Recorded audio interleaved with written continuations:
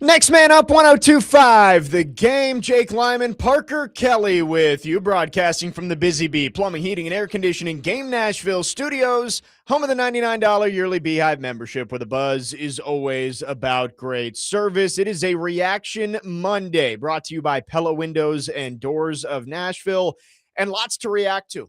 We talked about it on Friday, that we were getting set for a loaded weekend of sports, and Parker, I'll say I think it lived up to the hype. I mean, there was everything this weekend, from World Cup soccer on Friday. We've got a new NBA champion. We got a new Stanley Cup champion, and much more. That some of the things I didn't even know was going on, including the UFC fights at the White House last night. I had no idea until Saturday afternoon. Yeah, I actually was pretty glued to the TV last night watching that. I don't really follow UFC, but when there's a fight on the front lawn of the White Right. House, it just feels, you got to watch. It's very patriotic. So watch that. Of course, we had the World Cup going on. The U.S. looked amazing on Friday night. Stanley Cup. Shout out to the New York Knicks, though. Yeah. I feel like that's gonna headline the show today because that's the thing that everybody's talking about. Yes, we are going to start with the NBA. The New York Knicks are NBA champions, erasing another double-digit second-half lead. All four of their wins in the finals, they erased a double-digit second-half lead. And just down the stretch again, the Knicks found ways to make plays, and the Spurs didn't. The San Antonio, I think this team is going to be okay. Right? Like San Antonio, the window is going to be open for a long time when you have a player like Victor Wembanyama. And of course, you've surrounded him with young talent like Stephon Castle and Dylan Harper. I don't think there's any reason to panic for San Antonio, but they showed their youth in a big way. And when you had all 5 games in that series, you had them in your grasp and you let 4 of them slip away. It's got to be a tough pill to swallow for San Antonio fans over the last couple of days, that not only did you lose the series, but you didn't even get it to a game 6, despite having those big leads late in every single game. The Knicks, I heard Robbie and Joe say it, and I 100% agree. The Knicks were a team of destiny in the truest sense of the word. They rolled through the playoffs despite not being the most impressive team in the regular season. On paper, they're not the most talented team, but 16-3 in the playoffs is just ridiculous. And 2 of those losses came in the opening round by 1 point against the Hawks. You lost 1 game in the finals. Outside of that, you were perfect and rolled to the first championship for the New York Knicks in 53 years. So you've got to give them a whole lot of credit. The Knicks are NBA champs, and the celebration in New York was insane on Saturday night. Watch your buses, ladies and gentlemen. Watch your buses. Those things will get lit on fire pretty quick. With the Knicks, though, you look at the roster outside of Jalen Brunson, and it doesn't look like a champion roster. And that just goes to show you how good Jalen Brunson has been the last few years for this team. And when they won the finals on Saturday night, I was thinking to myself, like, that's it. Like, that is the nail in the coffin. We've been having this debate about who's the greatest Knick ever. Jalen Brunson is the greatest Knick ever. Patrick Ewing had, in my opinion, that was the greatest Knick, but he never won a title. Jalen Brunson did. I think he's the greatest Knick ever. I think he's in the conversation. I don't know if I'm ready to cement it and say signed, sealed, delivered, Jalen Brunson is the greatest Knick of all time. I think there is still an argument to be made for Patrick Ewing, Walt Frazier. Like, there's a lot of great Knicks, even though a lot of them did not actually get that NBA championship. But I definitely think that this puts Jalen Brunson in the conversation to win finals MVP, scoring 45 of the 94 for them on Saturday night in a closeout game. Maybe the most impressive performance in Knicks history, for sure. And I think Jalen Brunson has put himself in the conversation. I do think that he needs to be there for a little bit longer. Even if he doesn't win another title, but if he can just be the best player on the Knicks and have them in the conversation for the next 5 years or so, then sure. I think Jalen Brunson is on a path to be the greatest Knick ever. I still don't know if you can say 100%, given that he's only been there for, 5 years? Ish? Yeah, but I mean, you go through Knicks history and you look at single season scoring leaders. I mean, he has 2 of the top 3, and he did something that not a lot of Knicks in his past were able to do. He carried this team to a championship. No, he did. He did. And Patrick Ewing never did that. I think you look at this team specifically and you say Jalen Brunson had to be the superstar. And I don't know if anyone really ever thought Jalen Brunson was going to be that type of player. Who's the next best player on that team, in your opinion? Probably Cat, but you could make the argument for OG too. And they're good players. And like Mikhail's good too. That's an NBA team that, we talk about the NBA for basically the last few decades. It's like it's a star-driven league. And if you don't have the superstar, it's going to be tough, especially in a game where you're only playing with most rotations in the NBA are only like 7 or 8 guys deep. You need the superstar player. And Jalen Brunson has turned into that. But even when he signed that the contract with the Knicks after leaving Dallas, like, did anyone ever think Jalen Brunson was going to be what he is now? And no, we went through this roster probably last week as they went up 2-0. And all of those guys were kind of cast-offs in other spots. Brunson, they didn't want to invest in him because they had Luka Doncic and they had Kyrie Irving at that point. And they said, you know what? We don't really need Jalen Brunson. He can go somewhere else. OG Anunoby, the Raptors post Kawhi, I think hoped that he would develop into a star. And they eventually got to a point where they're like, hey, he's not going to carry us. We need to move on. And he didn't play in that finals in which they won in, what was it, 20? Yeah, in 2019. Yeah, 2019. And with Cat, the Timberwolves had built around him as their superstar. He was the number 1 overall pick, but they realized that, hey, he's probably not going to be the guy to win us a title. Mikal Bridges in Phoenix, they traded him for Kevin Durant. And then the Nets said, he's not going to be the superstar we need. We're going to trade him away. All of those guys were cast-offs in other spots, but together they came together and became a championship team. And I thought it was one of the most impressive postseason runs that we've seen. I am totally in the camp with a lot of people that said Spurs Thunder was basically the NBA Finals. That's what I thought. I think that's what the majority of the country thought was, hey, the Spurs and Thunder are the 2 best teams. They're squaring off in the Western Conference Finals. Knicks or Cavs, whoever comes out of the East, they can be happy to be there. They can be the Eastern Conference champions. They're not going to do it. And the Knicks proved everybody wrong, especially the way they did it, the grit that they showed to come back and make plays down the stretch. Jalen Brunson made clutch shot after clutch shot. Now, again, the Spurs have to be given some of the blame because there's no way they should have blown all of those leads that they had, especially the one in Game 4 where you're up by 29. But I think you can't take anything away from the Knicks. The opportunity was put in front of them to go make plays to win a championship, and they did it. And they won 3 games on the road in San Antonio to get it done. So I am really impressed with what the Knicks did. Now, do I think it was lightning in a bottle? And that's I don't think that this is a dynasty waiting to happen with the Knicks. No, I don't either. I don't think the Knicks would even be in the top 3 or 4 teams, I would say, is the favorite the Knicks for next year. Not the Knicks. The Spurs are much better suited off for the future. Right. But the goal in every sport is to go win a championship. No one's going to say, oh, well, they only won 1. They got a championship. And Knicks fans partied and I don't want to say rioted. I think it was mostly friendly in New York, but they partied in the streets. Some of the videos of them singing New York, New York. I mean, it was awesome. It was really cool to see a city that has been starved for a championship for a while. I know that New York fans in general, when you look at the long term, pretty spoiled with championships. You got 4 Giants Super Bowls. You've got 27 Yankees World Series. But it's been a while since they've had any championship in New York, unless I'm forgetting one recently. I don't think so. I don't think anybody's won in a long time. And then, of course, Knicks fans, they've been long suffering, 53 years without a title.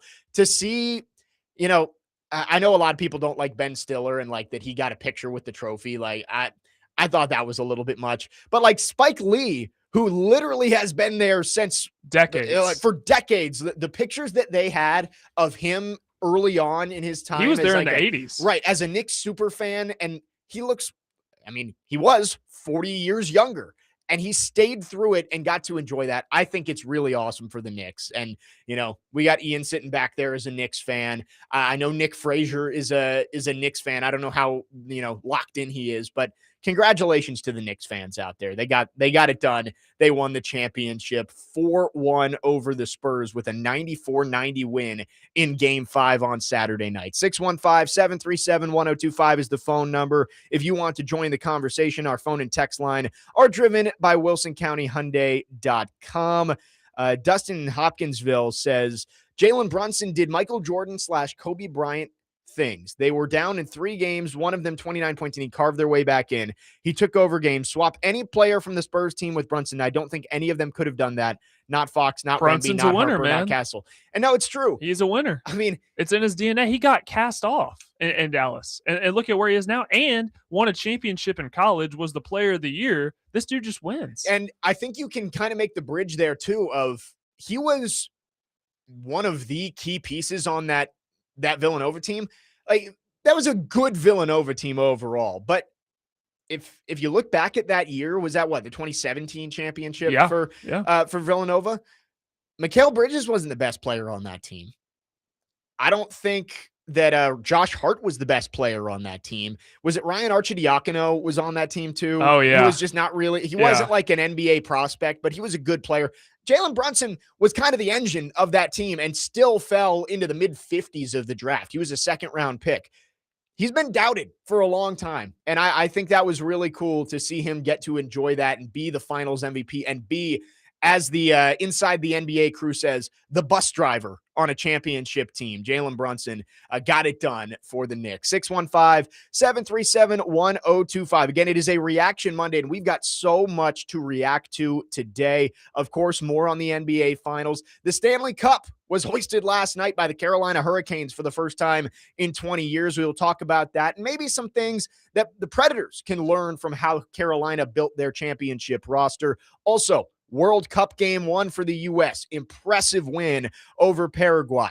We'll also talk about the Titans as mini camp starts tomorrow. Lots to get to on the show today. 615-737-1025. Jake Lyman, Parker Kelley with you on your Monday morning. Next man up, 1025 The Game.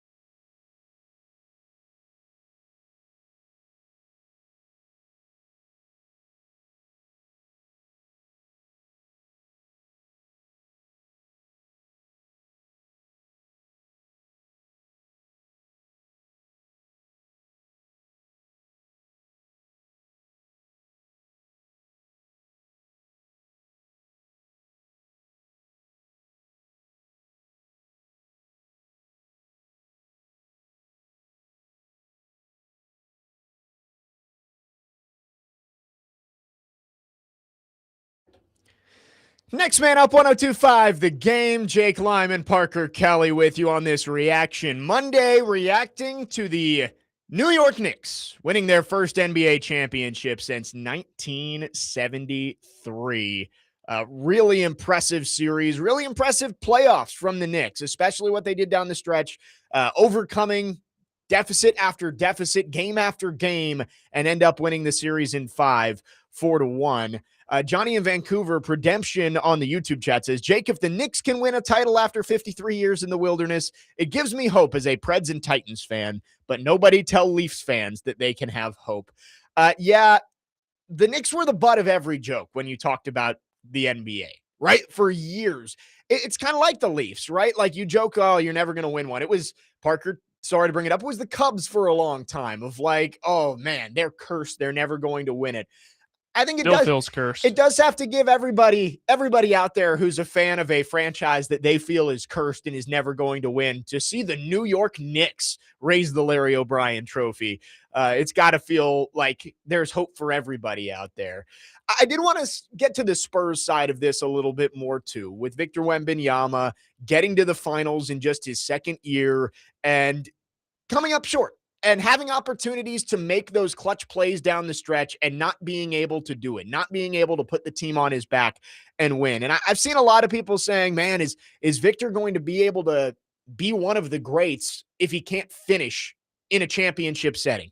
And I just think it's way too early for that. You look back at LeBron in 2007, same age as Victor Wembanyama, and went to the finals, dragging a team with stars like Zydrunas Ilgauskas and Anderson Varejao all the way to the finals, and they got swept by the Spurs, and the Spurs obviously more of a dynasty at that point with Tim Duncan and Tony Parker, but they got swept. It is funny looking back at some of the scores of these games and just how different the NBA was played back then, Parker. Game 2 was 103-92. That's a normal score. The other 3 games, no one scored more than 85 points in an NBA Finals game. It shows you they played a little bit more defense back then. But I just think it's way too early to be judging Victor Wembanyama after one finals loss. I think it's really impressive he was able to get there, beating a Thunder team that had been the NBA favorite all year long, the reigning NBA champions. He was able to get over that hump. I think hopefully, him and Dylan Harper and Stephon Castle and the youth on this team will learn from what happened between the Western Conference Finals and the NBA Finals. I think they let the press clippings and the emotion get to them a little bit of it felt like they won the championship when they beat the Thunder. And as Kobe Bryant said, the job wasn't finished. Job's not finished. And I think they let it get to their head that everybody's saying, oh, you're the best team. The Knicks don't stand a chance. And they got punched in the mouth and were down 2-0 before they could even blink. And I think it got to them. I think the emotion of winning that series against Oklahoma City affected their ability to go and finish in the NBA Finals. I really don't think this is the last time we're going to see Victor Wembanyama play for an NBA championship. I would guess that he and the Spurs are going to win one in the next few years, but they do have to learn from some of the mistakes that were made over these past 5 games that led to so many leads just disappearing. I mean, they had this series and they just could not finish games. I think there needs to be some blame for coaching. I don't know why Dylan Harper didn't play over De'Aaron Fox, given what we saw from them, especially in the final series. And I think the youth is also just a huge factor of they got in that position and they had never been there before and did not know what to do. Jalen Brunson said, guess what? I know what to do, and I'm going to go win this game. Yeah, I think it's a really interesting dynamic because San Antonio, through the first 3 rounds of the NBA playoffs, did not show that inexperience, did not show that youth. And it goes back to the question of, well, did the Spurs and Thunder just beat up on each other so much that when it came time to play in the finals, they just weren't ready?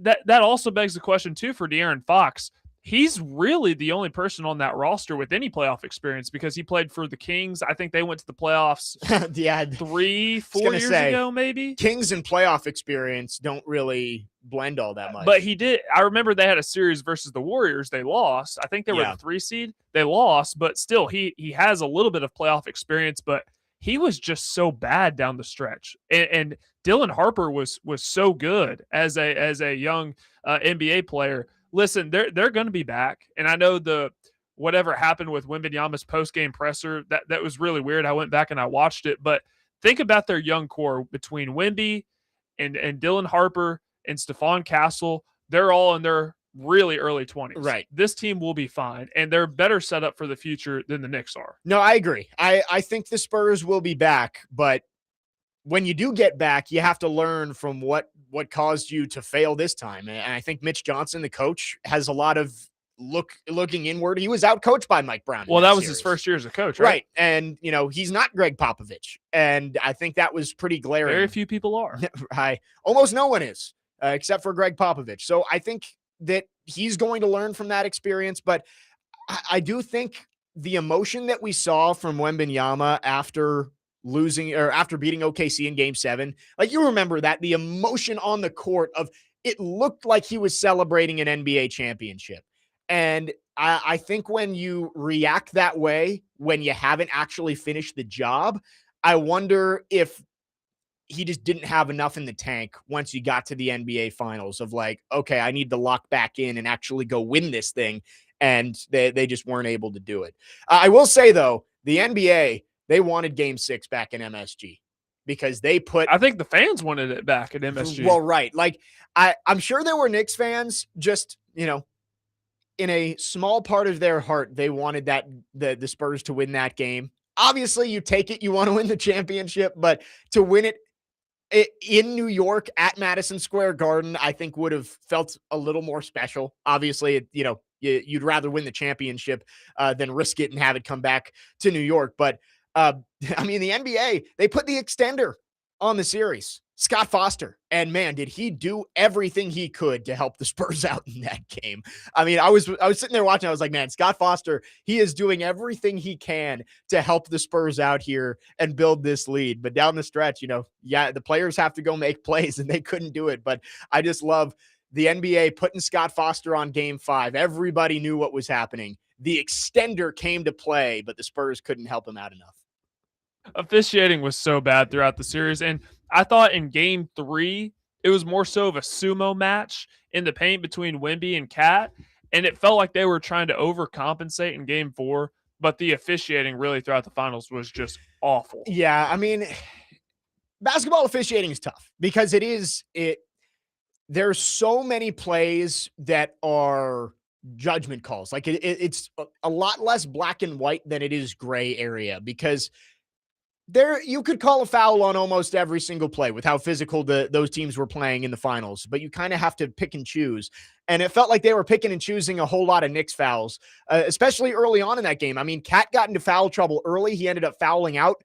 And Mitchell Robinson, I will say, Mitchell Robinson came in and he made the plays necessary. He had the offensive rebound on the missed free throw that, and honestly, I heard Mike Breen say it, maybe the biggest offensive rebound in Knicks history. And he went up and made the play. Knicks were able to hold on, make their free throws, and they end up winning game 5, 94-90 to take home their first championship in 53 years. Really cool stuff to see the Knicks get it done. And we will see. Parker and I seem to agree that the Spurs are set up better long-term to get back and hopefully win a championship. But for the Knicks, Jalen Brunson has proved everybody wrong multiple times. We'll see if they're able to get back and defend their title next year. 615-737-1025 is the phone number. You can text or call. Our phone lines driven by WilsonCountyHyundai.com. Also subscribe to our YouTube channel at 1025 The Game for live shows and exclusive content. Another championship was claimed last night. The Carolina Hurricanes winning the Stanley Cup for the first time in 20 years. Rod Brind'Amour becomes the first person ever to win a Stanley Cup as the captain of a team and then as a coach of the same team, taking the Hurricanes to a title in 6 games over the Vegas Golden Knights. We'll talk about game 6 coming up next. We'll also look into the roster of this Hurricanes team and what the Preds can maybe learn as they try and build up a Stanley Cup contender under Chris McFarland. 615-737-1025. Jake Lyman, Parker Kelley, next man up. 1025 The Game.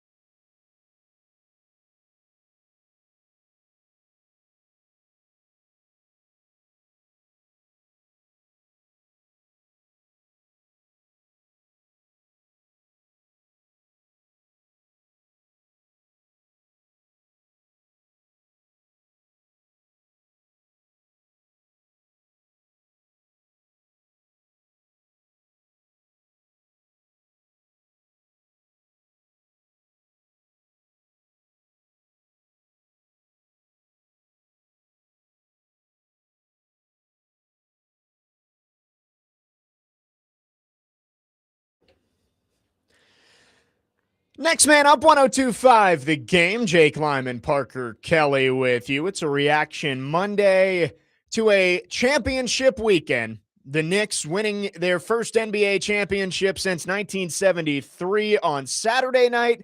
And then last night, the Carolina Hurricanes with a dominant performance in Game 6 to win the Stanley Cup for the second time, first time since 2006. Parker, I don't know if you watched the whole game last night, but when the Stanley Cup is in the building, I feel like I've got to be locked in for the whole game. And it's funny with hockey how different the post game is. Like when the Super Bowl's over, obviously, growing up a Titans fan, I've never seen the Titans win a Super Bowl. So I don't watch the trophy ceremony. I really don't care all that much to see Robert Kraft or whoever it is hold the Lombardi trophy. Even on Saturday night with the Knicks, I wanted to hear Jalen Brunson speak. I listened to his post-game interview, and I turned the TV off and I went to bed. But last night, when the Stanley Cup comes out, I watch every single player grab it and skate around and hold it over their head. There's nothing like it, watching the joy on their faces when they get to finally hold the Stanley Cup. It's unlike anything in sports. I love it so much. I watched every second of the trophy ceremony and watched all of those players get to touch the Stanley Cup, most of them for the first time. That's what you work for as an athlete. I mean, you work to compete for that trophy at the end of the year. And when you finally get to do it, and I mean, the thing about playoff hockey that so many people are starting to come around on, I mean, they leave every ounce of effort they have on the ice every single night. So it makes it that much more special when you're the team ultimately at the end of the day that gets to hoist that trophy. And I watched a little bit of the ceremony too. I was back and forth between the UFC fight and hockey, but just seeing the joy after that, the final buzzer sounded and the clock hit 0 and all of them just throw their helmets Right. off and then throw their sticks and they just go and dogpile it. It was great. It was awesome. Yeah, I mean, even when Nikolai Ehlers got the empty netter and you could see Rod Brind'Amour trying not to smile and maybe even tearing up a little bit, you can tell how much it's meant to him. The last few years have not been easy for Carolina. They've been consistently coming up short. And there's been questions about whether Brind'Amour was the right guy for the job to finally get them over the hump. And it was cool to see the emotion from him when he, finally got back to that plateau where he had reached as a player with the Hurricanes back in 2006. So I thought that was awesome. I made sure I had the hockey on the big screen. I did have a second screen up with the UFC fights just because, they're doing MMA on the front lawn of the White House. I feel like you have to just watch purely out of curiosity. Even if you're not a fan of UFC, which I'm not, I don't really keep up with it that much. It's one of those things where it never happens. Right. That's never happened in the history. Right. That was of the sport. It was a spectacle that I felt like I needed to see. The flyover was really cool. It was awesome. One of the best flyovers I think I've ever seen. The fights in general, I didn't stay up for the main card, which I heard was pretty good. With I fell asleep after the 5th. Yes. Was that there were 7 Was fights. That the heavyweight fight? Yes. Yeah, that was the main card. Yeah, I went to bed as soon as the Stanley Cup was over, but no, I had both up, but Stanley Cup takes priority for me. I secretly was hoping for a Game 7. I wanted Carolina to win, and we were talking about whether Knicks fans wanted the series to go back to Madison Square Garden, and Johnny from Vancouver on the YouTube chat says, I've learned from when the Canucks choked in the finals in 2011 and some in the fan base wanted to win it at home in Game 7. Win it when you can and don't play like you want to win it at home. Like, I was hoping it would go to Game 7, but I wanted Carolina to win more than I wanted a Game 7 there. So I'm glad the Hurricanes were able to get it done. That was one of the more dominant defensive performances that I think I've seen in a long time in a Stanley Cup Finals. I mean, there was, I want to say McDonough said there was a 28-minute stretch of game time where the Golden Knights had 2 shots on goal. And Brandon Bussey was great when he was tested, especially early on, made a couple of crucial saves, one on a one-timer from Dorofeev. There was one, I want to say it was Stone, tried to flick one over his shoulder and he was able to get it. So really, really impressive stuff from Brandon Bussey, who was thrown into the fire a little bit. Now, he was great during the regular season, but Carolina had rode Freddie Anderson until the finals and into the Stanley Cup Finals. And Rod Brind'Amour said that he was banged up and they decided to go with Bussey, who was 100%. And I mean, that was the game of his life last night. He wasn't tested a ton in the middle of that game, but he made some really crucial saves. Jack Eichel did fire one off the crossbar in the final minutes that could have made that game interesting. That was tough. That was really tough. I saw somebody tweet, and I should mark these down or take screenshots. Somebody tweeted it reminded them of the Nate McKinnon miss in the Olympics this year.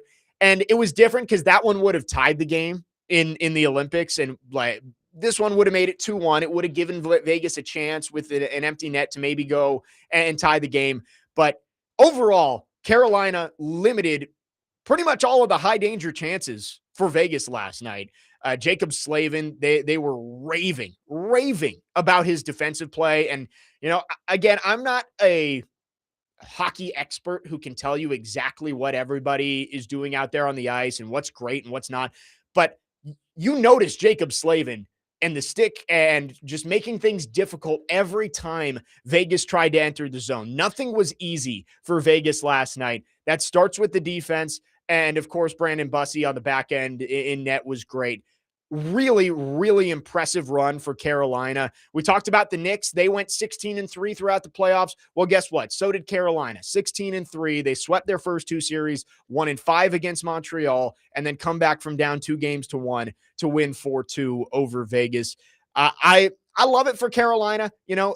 Being here in Nashville, Raleigh is kind of similar of not your traditional hockey market, but it's a city that rallied around its team. My cousin lives in Raleigh, and he was sending me videos of some of the celebrations that they had there. And it's cool to see a city like that it's not Boston. It's not Minneapolis. It's not a Canadian city like Toronto.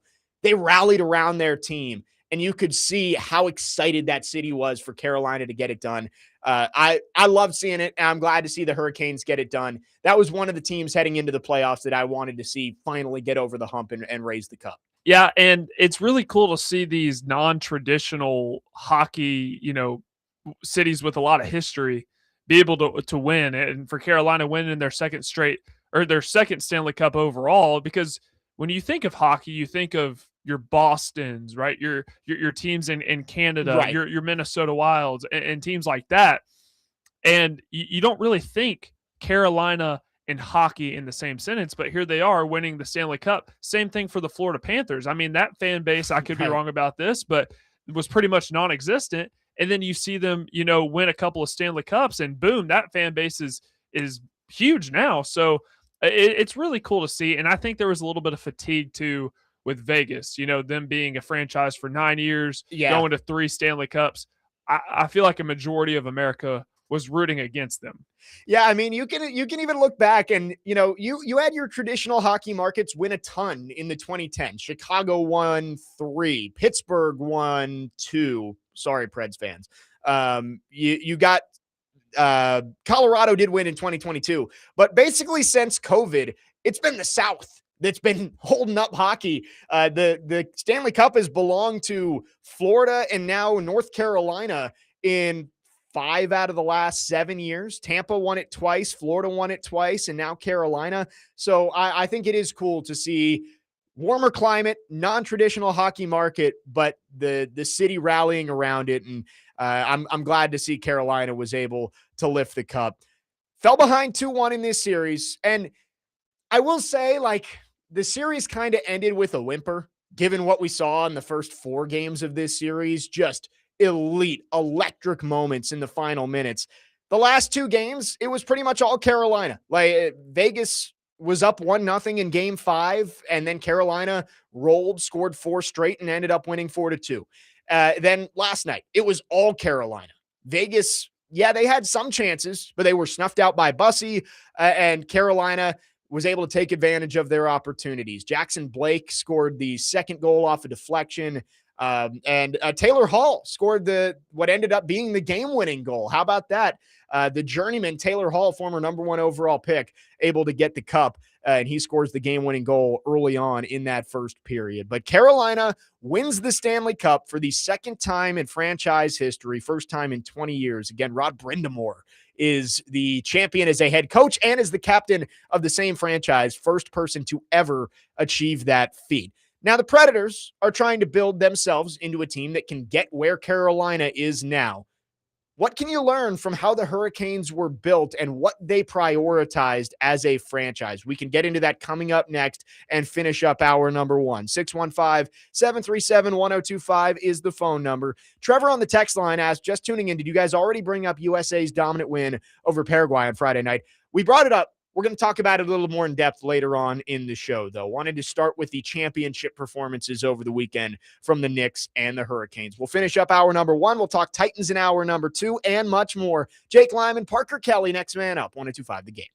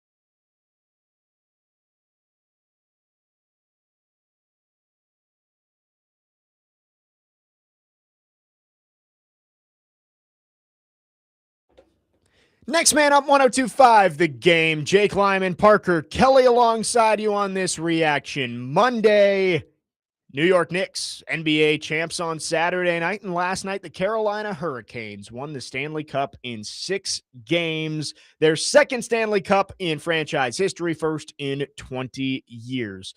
I did want to say I was ready after that first goal from Taylor Hall to come in here and dunk on John Tortorella and Carter Hart for base. I mean, Carter Hart gave up 4 goals minimum in the first 4 or 5 games of this series.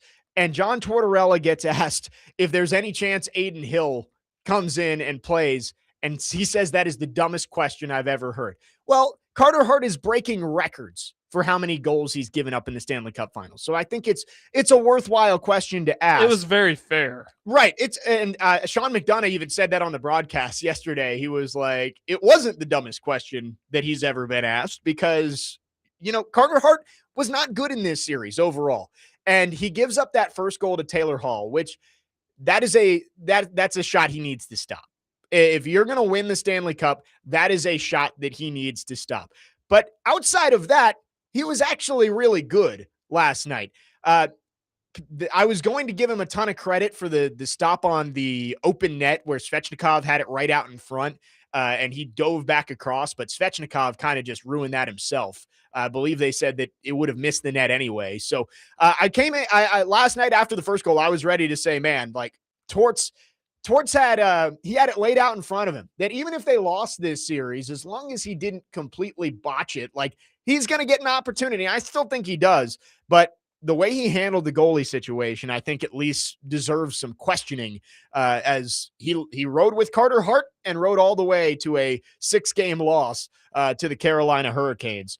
But talking about the Hurricanes and how this team is built, because that's what we're all asking about the Predators right now. With Chris McFarland coming in as the new top guy in the front office, the president of hockey operations, the general manager, how do they build this team into a team that can get to and win a Stanley Cup? That's the goal of everybody.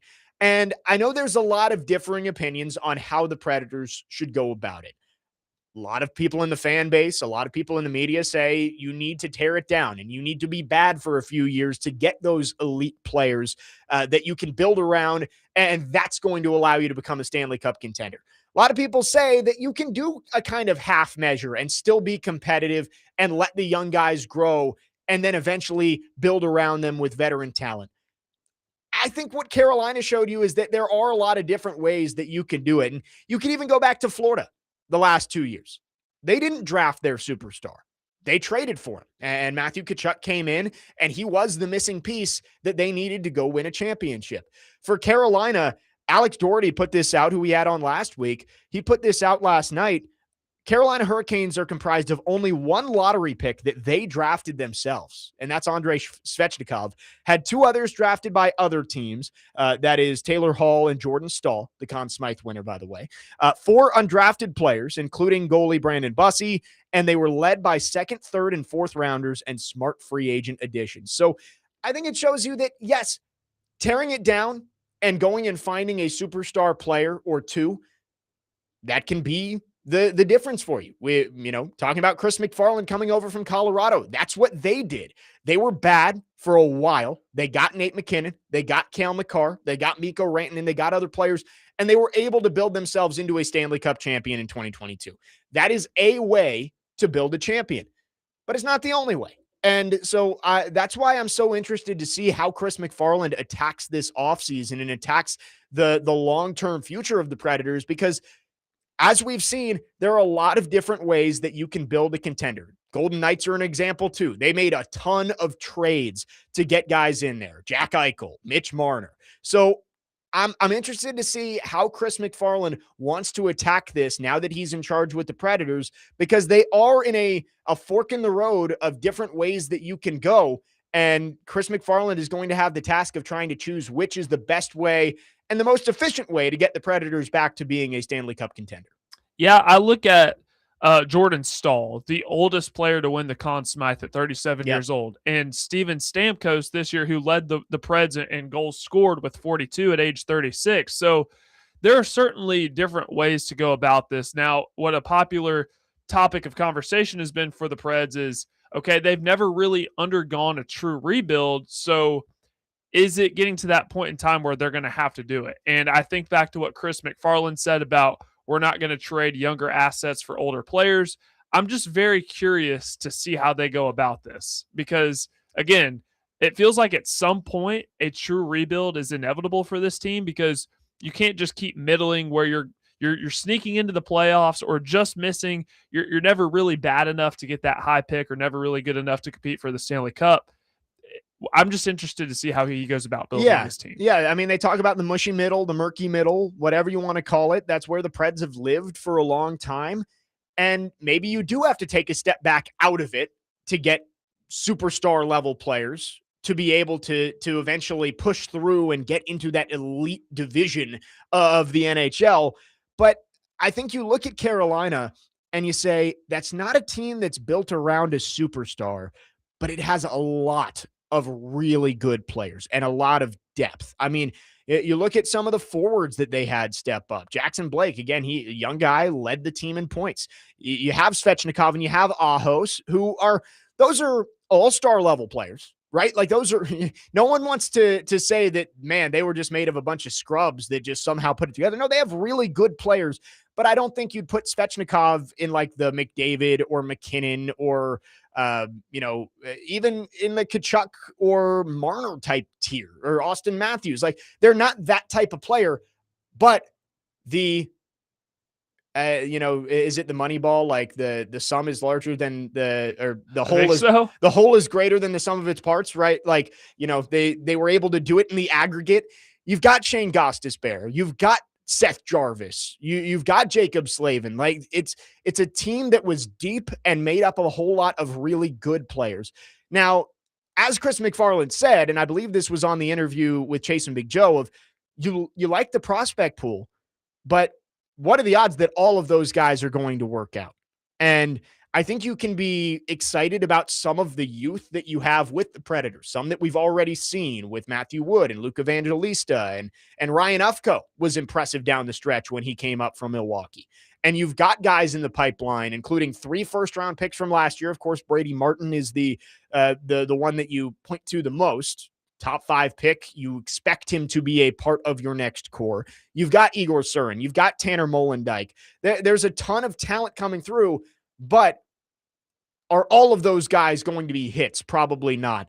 I do think that whether you end up being bad next year and possibly get one of those high-level players if the lottery balls fall your way, or if you're still in the murky middle, I still think that this team is going to take a few years to build up. And we saw that in the results from Adam Vingan's offseason poll that he did of Preds fans. There was not a whole lot of consensus about when this team is going to be back to being a playoff contender.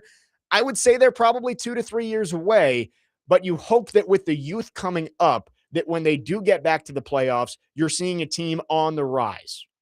Look at the Buffalo Sabres, right? I think Buffalo fans they finally got back to the playoffs, but I think you're excited about what the future could hold for that team instead of just saying, oh, well, they snuck in, probably not going to make it next year. You hope that the Predators are on the rise the next time they make the playoffs with some of the young talent they have coming through the pipeline. And I'd say you're optimistic with Chris McFarland. I know he didn't call the shots in Colorado, but he was still a huge part in that organization and just the success they've had. You feel confident about that. And Rob Blake, now obviously we got to see this play out on the ice, right, but you do feel good about, okay, general manager's finally been hired. It's a big name coming from a big time organization. Rob Blake, even casual hockey fans are aware of that name. Yep. So you feel good about the hires that have made in the front office. Now we just got to see where they go in the draft, how they construct this team in the offseason, and what moves they make going forward. Yeah, and we've been talking about the coaching situation. I'm starting to feel safer that it's going to be Andrew Brunette's going to get another year. The fact that we haven't heard anything yet makes me think that he's going to stand pat and allow Andrew Brunette to have a year where Chris McFarland can directly evaluate him and see how he does behind the bench. But I also think, it's going to be a short leash. I don't think that that Chris McFarland is going to extend Andrew Brunette, but I think he's going to give him the opportunity to go prove himself. But you're right. There's a lot of decisions that have to be made over the next couple of months. Player-wise, the draft is 11 days away. That's the one thing the NHL and the NBA, they do a nice job of. They parlay the attention from their playoffs right into their offseason. There's no weeks or months-long wait of, all right, well, the season's over. Now we've got 3 months where there's not much going on. No, we got the NBA draft is, what, a week from tonight? Maybe I believe so. It's usually pretty quick after the season's I over. think the NBA draft is a week, maybe a week from tonight, maybe a week from yesterday, something like that. And then the NHL draft starts in Buffalo a week from Friday, and the Preds pick 10th overall. I'm sure we'll talk about that plenty as we lead up to draft night. The NBA draft is June 23rd on Tuesday. Okay. So, yeah, a week from tomorrow. So, excited for that. That'll be something to talk about next week, and we'll definitely have some Preds guests on throughout the next week or so as we get ready for the NHL draft. Chris McFarland's first big event as the general manager and president of hockey operations for the Predators. 615-737-1025 is the phone number. The Knicks and the Hurricanes are champions over the weekend. Knicks win in 5 on Saturday night to win their first NBA championship in over half a century. And the Carolina Hurricanes win their first Stanley Cup in 20 years with a 3-0 win over the Vegas Golden Knights last night. 615-737-1025. Let's talk Titans when we come back. Mini camp starts tomorrow, and of course, all eyes are going to be on Cam Ward. We will talk about the young quarterback coming up next and get into much more in hour number 2. Jake Lyman, Parker Kelley, next man up, 1-2-5 the game.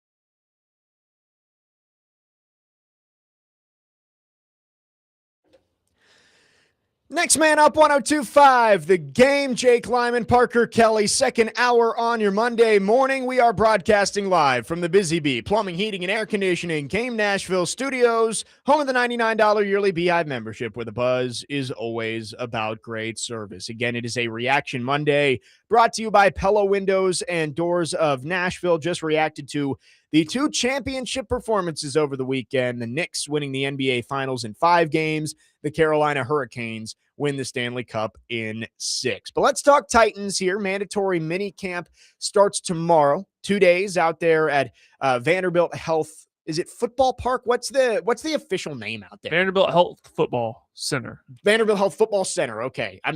I have to stop myself from saying St. Thomas every single time. But over there, it's been a struggle for me too. At the Titans facility, mandatory mini camp the next couple of days. Parker, you're going to be out there. Before we get into Cam Ward, is there anything else beyond the young quarterback that you're looking forward to seeing this week? I mean, again, it's mandatory mini camp. We're not in training camp. The pads aren't on, but it is the culmination of the offseason program before a long break leading into training camp. It's really hard to gather much just because there are so many people on the defensive line who are out. I mean, Jeffrey Simmons has been there, but he hasn't been practicing. Jermaine Johnson has been out there on the field, but haven't really seen much of him. Amani Hooker, like some of these guys are just not out there. JC Latham and Dan Moore have not been out there. So really it's just, that's why everyone's been so hyper focused on Cam, because one, he's the quarterback of this team and Right. the hopeful future of the franchise. But two, I mean, there are a lot of people out. Carnell Tate's obviously going to get some buzz. The running back situation has been fun to watch. Yeah. I thought Saleh coming out and saying like, hey, Tony Pollard and Tajay Spears, they're going to be our bell cows. Yeah. And it's kind of just fun to see, okay, well, who's going to be that third running back? Because Kalel Mullings has been getting some carries. Obviously, Julius Chestnut just always finds a way to stick around. He's always there. You drafted Nick Singleton in the 5th round.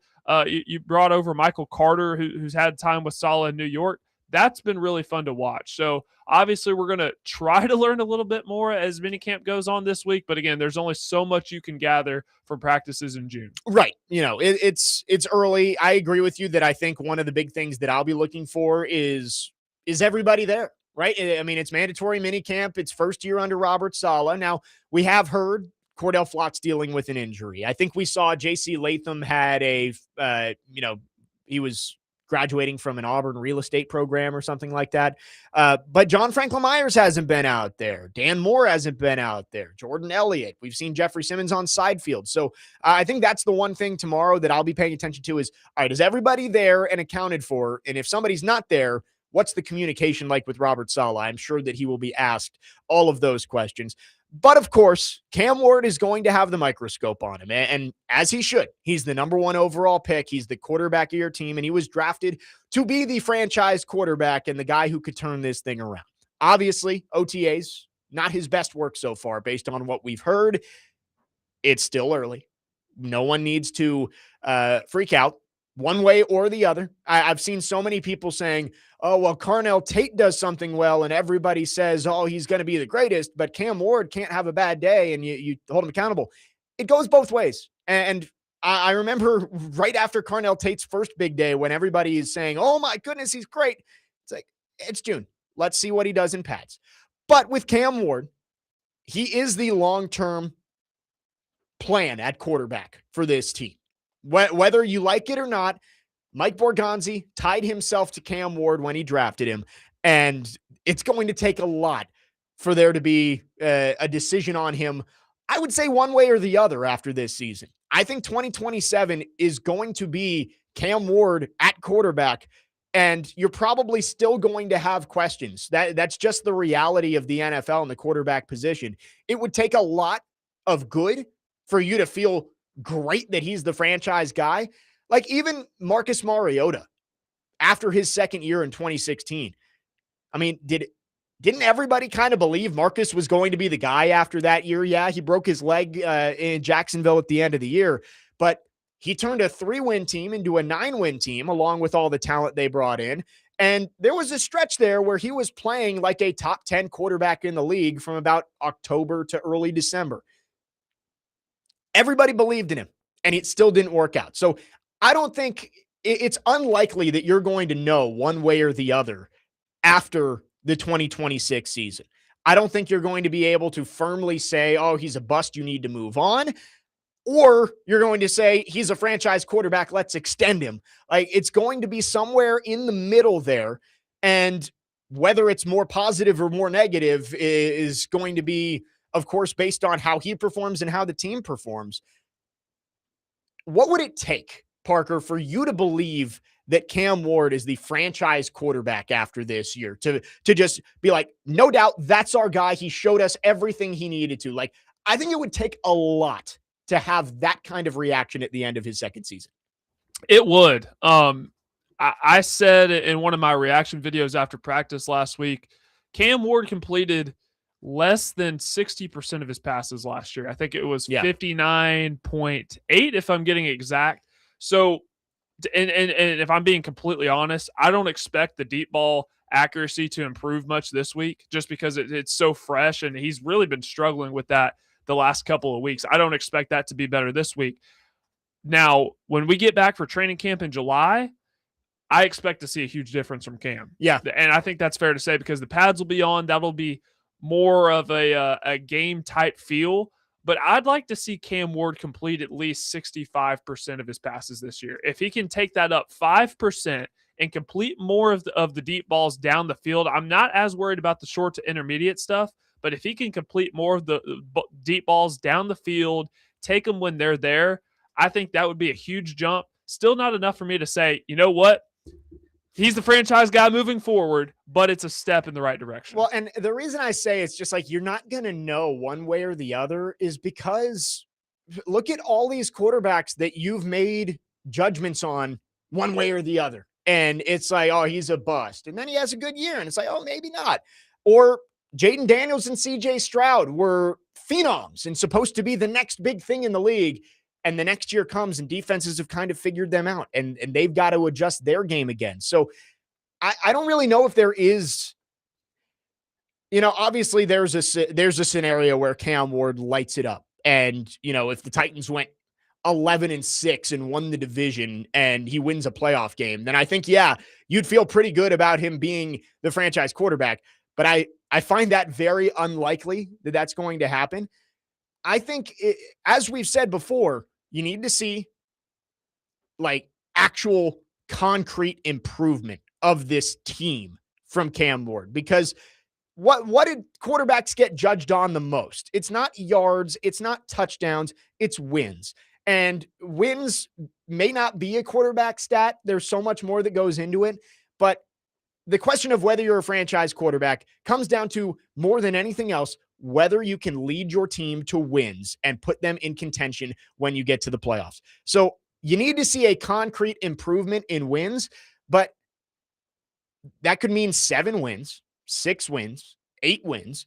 And I think 7 wins would be great. If you get to 7 wins and the eye test checks out in Cam Ward and you're seeing the improvement, not just statistically, but also mechanically, fundamentally, I think you'd feel pretty good heading into year 3. But you're not going to know. Unless he has a Drake May type rise this year and you go to the Super Bowl, and he's second in MVP voting, you're probably not going to feel confident that he's the franchise quarterback. And that's why I think it's almost certainly likely you're going to head into the new stadium with Cam Ward as your starting quarterback, but you're not going to be like, oh, he's the guy that we're going to go give, as Patrick Mahomes just got, $500 million to. I just think that this season, yes, this is a crucial season for Cam Ward, and you're going to find out a lot about him one way or the other. But I also don't think that this is like the final season. And it's like, oh, you're going to know at the end of the season one way or the other. I think it's more likely that you're going to head into year 3 leaning one way or the other, but he's going to get a long leash given what the team invested in him. And given that, if it doesn't work out, you're back to square one when it comes to quarterback. And that's not a place anyone wants to be. Don't expect a Drake May type jump from Cam Ward. That's not going to happen. A lot went right for the Patriots last year. I thought they had probably the best free agency offseason of any team in the NFL last year. And plus, you pair that with one of the easiest schedules in the NFL. Things are going to work out for you. But for the Titans, yeah, I think they elevated the floor of this roster enough where, if you're expecting 6 or 7 wins in year one under Robert Saleh, that's fair. If you get 7 wins, you eclipse the overall win total combined from the last 2 years. That would be awesome. But I still don't know the ceiling. That's yet to be determined, right? I do not think they did enough around Cam Ward, specifically on the offensive Yeah, line, I agree. for him to have a Drake, for lack of a better analogy, a Drake May type jump. I think we can see one, but they didn't surround him with enough on the offensive line. Well, and I'll keep going back to the Marcus Mariota analogy because I think Marcus and Cam had relatively similar rookie years. Am I right in saying that? Like Marcus, there was definitely flashes. The opening game, of course, was one of them. The win against the Saints, where he made some plays there and had the touchdown. But there was also a lot that you weren't thrilled about with Marcus Mariota, and the team went 3-13. So I think you're in a similar spot. You're right, though. With Marcus in 2016, John Robinson went out and got Ben Jones and drafted Jack Conklin in the first round and got Derrick Henry and DeMarco Murray in your backfield. Like there was, and I know that Mike Borgonzi did add at the wide receiver position, and that's huge too. You getting Carnell Tate and Wan'Dale Robinson is important, but I think you saw the initiative from the Titans front office in 2016 was we're going to build around Marcus Mariota through the trenches.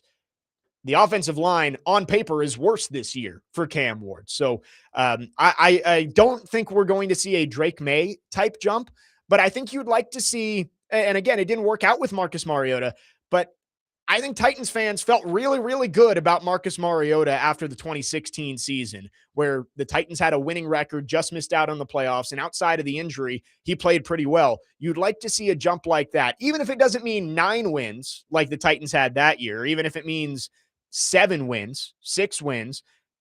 You want to see that jump where you're like, okay, I see it. That is the guy that you drafted number 1 overall, and it's got to be much more consistent than what you saw last year. More of those flashy plays. You'd like to see more of those. Got off to a slow start in his rookie year, but really picked things up along the back half. If he can continue that throughout the whole season instead of having down then up, I think that would be very, very big for him, obviously. But with QB development, I'd say typically it takes around 4 to 5 years for you to get firm footing in the NFL, but things are so expedited nowadays that you'd like to see it a lot quicker. But if you can complete 65% of your passes and make more of those flash plays, get off to a quicker start, I think that would be a huge jump for Cam. Yeah, and I think you're right that the timeline is accelerated for young quarterbacks, and we saw it with Will Levis. He got one season where he showed flashes, then they gave him a season to prove he was the guy. He didn't do it, and they moved on. And you see that around the league. J.J. McCarthy, pretty much the same thing. He got 1 year to prove that he was the guy. He didn't do it, and now they're going to start Kyler Murray this year. So I do understand that, yeah, 2 years might be enough, and we can talk about what you would need to see from Cam Ward to completely bail on him after 2 years. But with the investment that the Titans made in Cam Ward, and we talk about it all the time, you turn down a trade offer from the Giants, you use the number 1 overall pick on Cam Ward, he's going to get the benefit of the doubt, whether you like it or not, unless he is completely a train wreck this year. I think he's going to be back as your starting quarterback in 2027. So it's like everybody's freaking out about June and, one way or the other saying he's going to be the guy, he's not going to be the guy, he's a bust. It's like, I think we are still well over a year away from knowing the answers on any of these things. And we can talk about what if things go badly for Cam Ward coming up next. 615-737-1025 is the phone number. Our phone line's driven by WilsonCountyHyundai.com. And all of our football offseason coverage is brought to you by Tennessee Brewworks. Locally brewed, community driven. Tennessee Brewworks, the official craft beer of the football offseason coverage on ESPN 1025 The Game. Jake Lyman, Parker Kelley with you on this Reaction Monday. Next man up, 1025 The Game.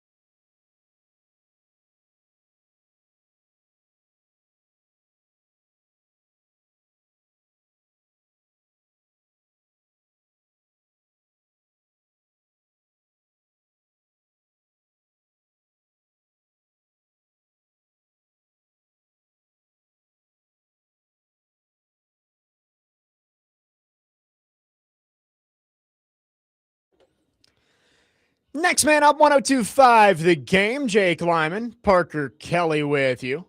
Again, hope everyone had a great weekend. We have already gone through the Knicks NBA Finals win, 4-1 over the San Antonio Spurs, first title in 53 years. And, of course, Carolina winning the Stanley Cup last night, their first in 20 years, winning in Game 6 over the Vegas Golden Knights. But we are back to the Titans here as mandatory minicamp opens tomorrow, and all eyes are on Cam Ward, and that'll be the case all year long.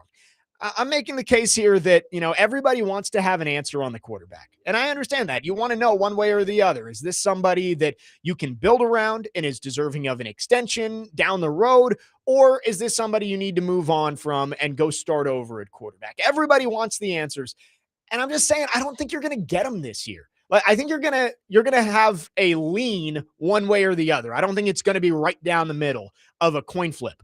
But I feel fairly confident in saying Cam Ward will be the first quarterback to take a snap for the Titans in the new stadium in 2027. Like, I would be pretty surprised if it's anybody else.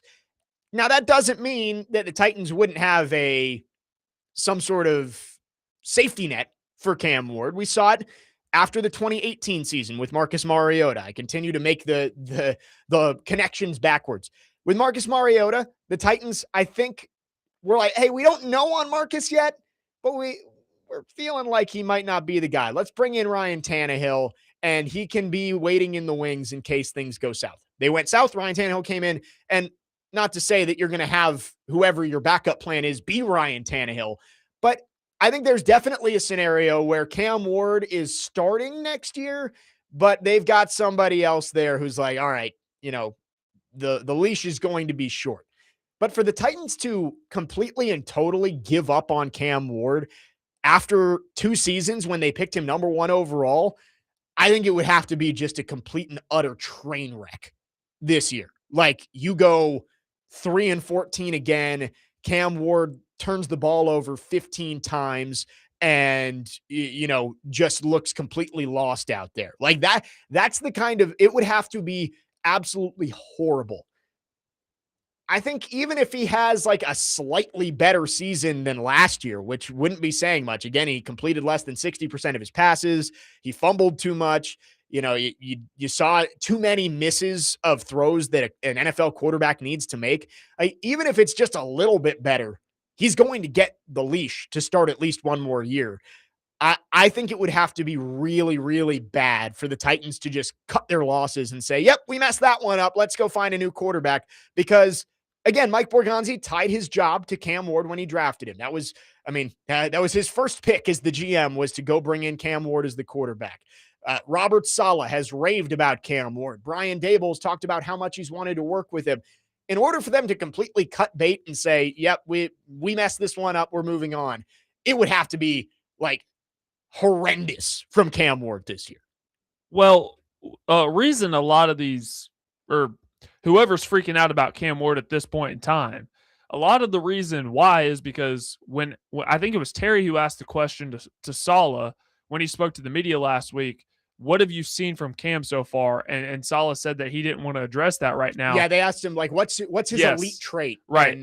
That has caused a fair amount of pushback from people who've been watching Cam Ward throughout OTAs. But here's the thing. They spent a first overall pick on him. Right. And what we know is if Cam Ward doesn't work out, more than likely Saleh's not going to work out. More than likely Borgonzi's not going to work out. They're going to lose their jobs. So it would have to be, like you said, a complete and utter train wreck. It would have to be an exorbitant disaster for him to not be the quarterback taking snaps when they enter that new stadium in 27. Exactly. And that's the point I'm trying to make, is everybody either wants an answer and feels like they're going to get one this year, or these people, one way or the other. If you think he's the franchise guy, or if you think he's a bust, like, you think you know the answer, right? That's what a lot. It's like, oh, we already know about this guy, and he's going to continue to get these opportunities to go out there and prove himself, whether it's training camp, whether it's preseason and into his second year in the league.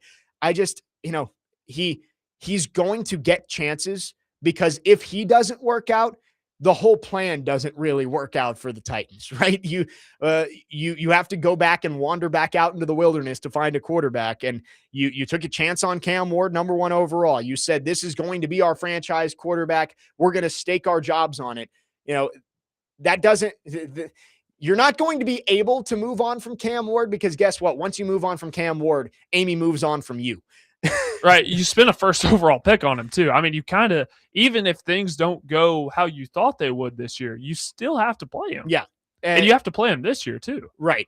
There's no getting any veteran quarterbacks to yeah. You got to play him. Like, let me look and see, like, who are free agent quarterbacks next year? Because, like, I could see if things don't show dramatic improvement, you're going to be wary about it, and you're going to bring somebody in who you feel like can maybe be there, break glass in case of emergency. There's not a whole lot of names that I feel good about out there. And Mitchell Trubisky is going to look good in practice just because he's been in this Dable system before. Well, he's also been in the NFL. But he's also, I mean, he's also taken the checkdowns. He's taken the open passes. So it's not like he's doing anything spectacular. And to be honest with you, at least when I've been out there, the best throw of the day has always come from Will Levis. But Will Levis has been so up and down, it doesn't really matter. It's just been more of the same. Cam Ward is going to play this year unless he's hurt. Yeah, no, Cam Ward's getting this year, and I really think that it would take a disaster for him not to be the starter next year. I mean, if I'm looking for guys who could be safety nets, maybe Mitch Trubisky would be your answer next year. It's like, maybe we just give Trubisky an opportunity to be the backup, but also possibly step in if Cam Ward's bad. Because some of the names out there, we talked about Baker Mayfield last week. Like, I think Mayfield's going to stick around with the Buccaneers. Todd Bowles basically said that they're going to figure things out. But the other names, like Mac Jones is a free agent.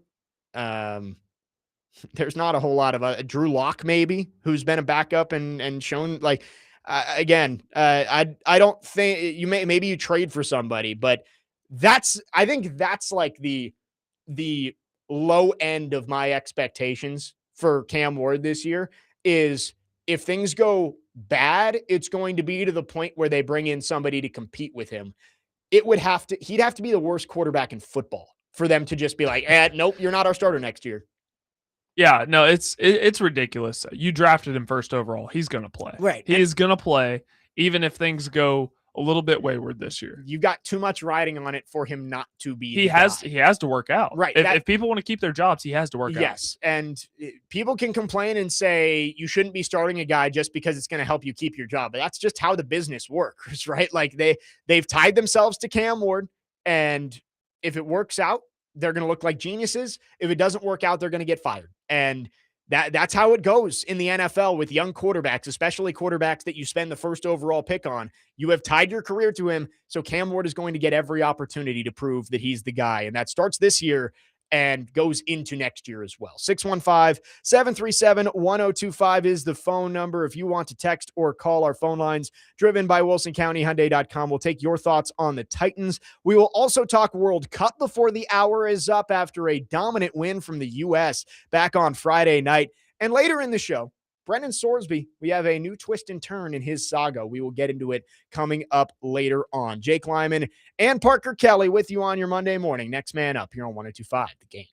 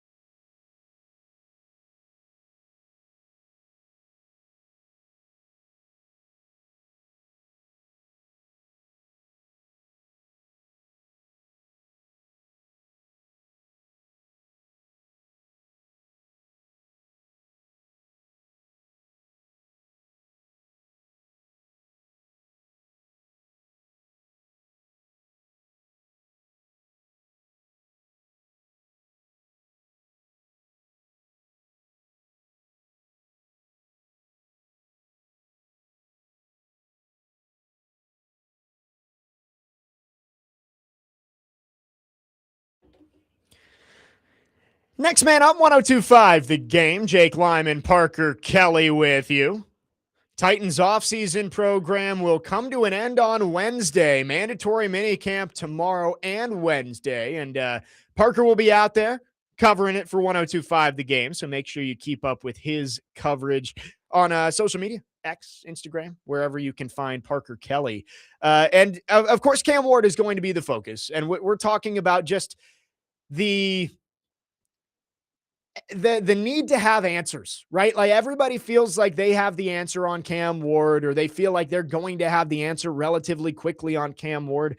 It's just not how it's going to go. It's going to take a spectacular performance, good or bad, for you to know after this year. And, 4312 says Cam showed way too many flashes of greatness to give up on. And I agree why this year I think there is excitement around most of the Titans fan base around Cam Ward, because you saw the flashes.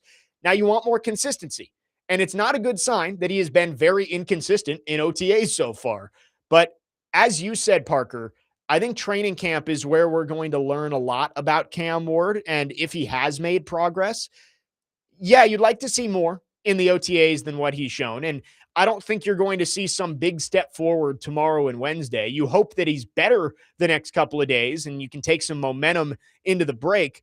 But I also don't think that it's going to be like, Cam Ward just had a bad week and now he looks like Patrick Mahomes out there this week. It's going to be a process.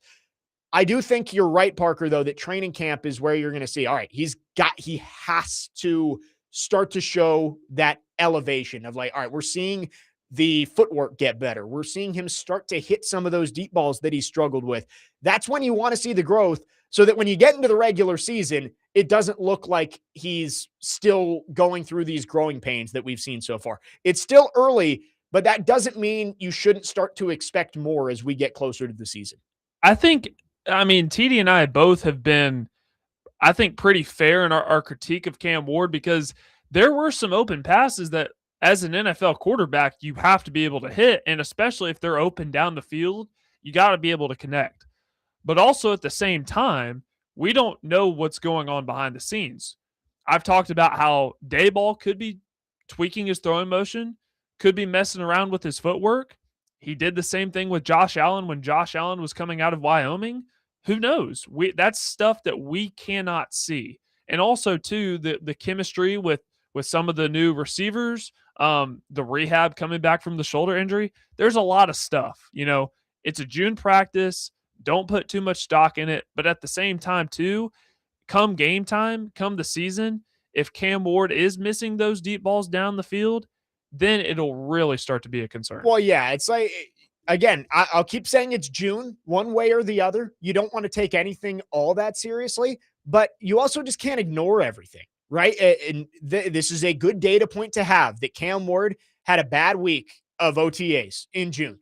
Can he improve from that this week at mandatory minicamp? Again, that doesn't mean he has to look like the MVP out there, but start to see strides in the areas that we talk about that he's struggled in so far. Downfield accuracy, not setting his feet, maybe holding the ball too long. Like, can you start to see that come together this week? And then once you get to training camp, where again, the microscope's on him almost every single day, you're going to start to get more of those data points where you can see, is he trending upwards?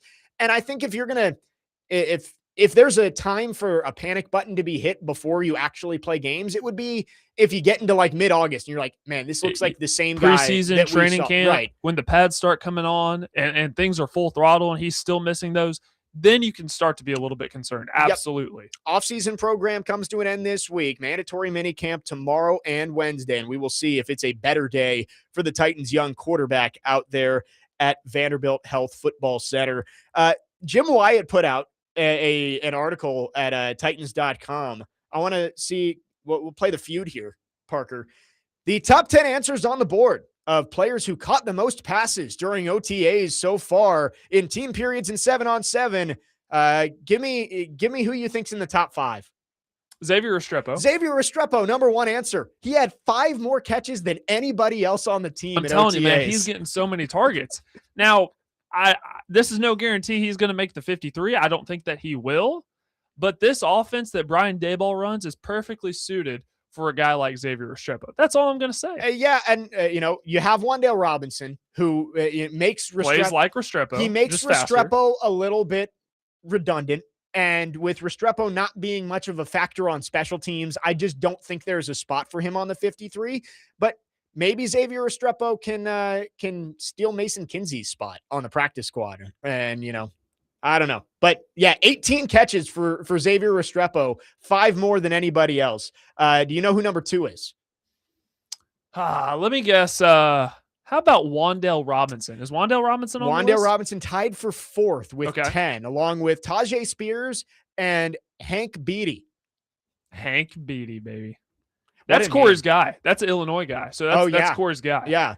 So there were 2 guys who had 11 or more, but less than the 18 from Restrepo. Hey, Hank Beatty probably had the catch. Sorry. I don't know how to say it. It's one of those I'm just going to struggle saying. He probably had one of the catch of the days the last practice I was out there. So it came towards the end. Undrafted guy. Yeah, caught a pass from Levis. Camp Darling. You got 2 more. One of them should be easy. The other one, I think maybe I'm probably just overthinking it. How about is Chim on there? Chim is number 3 with 11, and then number 2 would be a guy that I think you'd expect. Probably their wide receiver 1. Carnell Tate with 13. Let's see. Hank Beatty had 10. Kylan Granson with 9. Gunnar Helm, Alec Imanner, and Bryce Oliver all had 8. So I wanted to say Tyrone Montgomery as a sleeper. I wonder how where is he on the list? Is he on there? He did not make the list. He did not make the list. Okay. Jim just put out the top 10. We need to play the feud there with the top 10 answers. But with Xavier Restrepo, I think it's nice to see that he's having success. But if I'm not mistaken, didn't we all kind of catch the strep during offseason practice last year too? That may make an reappearance. I feel like during June last year, he was making plays in OTAs, and I think I even at some point was like, hey, he might make the roster. And then training camp came and he was playing with the 4s and just did absolutely nothing. So again, we can't make too much about what's happening in June, but good to see that he's at least taken a step forward, and good to see Carnell Tate with 13 catches as well. Again, mandatory minicamp tomorrow and Wednesday. Titans wrapping up their offseason program. On the defensive side of the ball, again, you can't really gather much from the defensive line. We talked about Keldrick Falk on Friday, and it's it's great. You like seeing him out there. He looks the part. He's big. He's fast. He's got some burst, but you just don't know anything about the guys in the trenches until they actually put the pads on. I think what we've seen from Anthony Hill at least makes you feel good. He's made some plays out there. The cornerback group, and I heard this on Robbie and Rex Road too. They asked Corey about it. If Alontae Taylor or Cordell Flott go down, and not even that Alontae Taylor and Cordell Flott are guarantees because you haven't seen much of them during OTAs. You paid them a lot of money. Are they going to live up to it? Who knows? But yeah, that cornerback group outside of the offensive line, I think corner is the one that I'm just I don't know. Are they going to be able to make it through a full 17-game season with the group that they currently have? Yeah, I don't know. I mean, that's why a guy that I've noticed, an undrafted guy, Keydrayton Callaghan, just because I don't feel good about this corner group if Alontae Taylor or Cordell Flott do go down. I mean, Micah Robinson, sure. I thought he was one of the underrated guys last year, made a couple plays in camp. But given the state of the cornerback room, would you rule it out of either of those guys that I just mentioned making the 53? No, not at all. Exactly. I think I would venture to say if there's a spot for an undrafted free agent on this team, it's at cornerback, whether it's Keydrayton Callaghan or Latrell McCutcheon. There's a spot to be had there if you're good enough and you can make some plays on special teams as well. It's going to be fun leading up to the season. I think there's some good competition at the top end of the roster, back end of the roster, and we'll see it all play out. It's going to be tough. We got 2 more days of offseason work, Parker, here, and then is it a full 6 weeks off?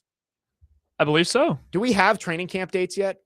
No, I tried to look yesterday. My guess would be it starts in the 20s, July 20 something. Last year, rookies and veterans reported on July 22nd. The first practice was the next day, July 23rd. And the first open practice, I think, was the 25th.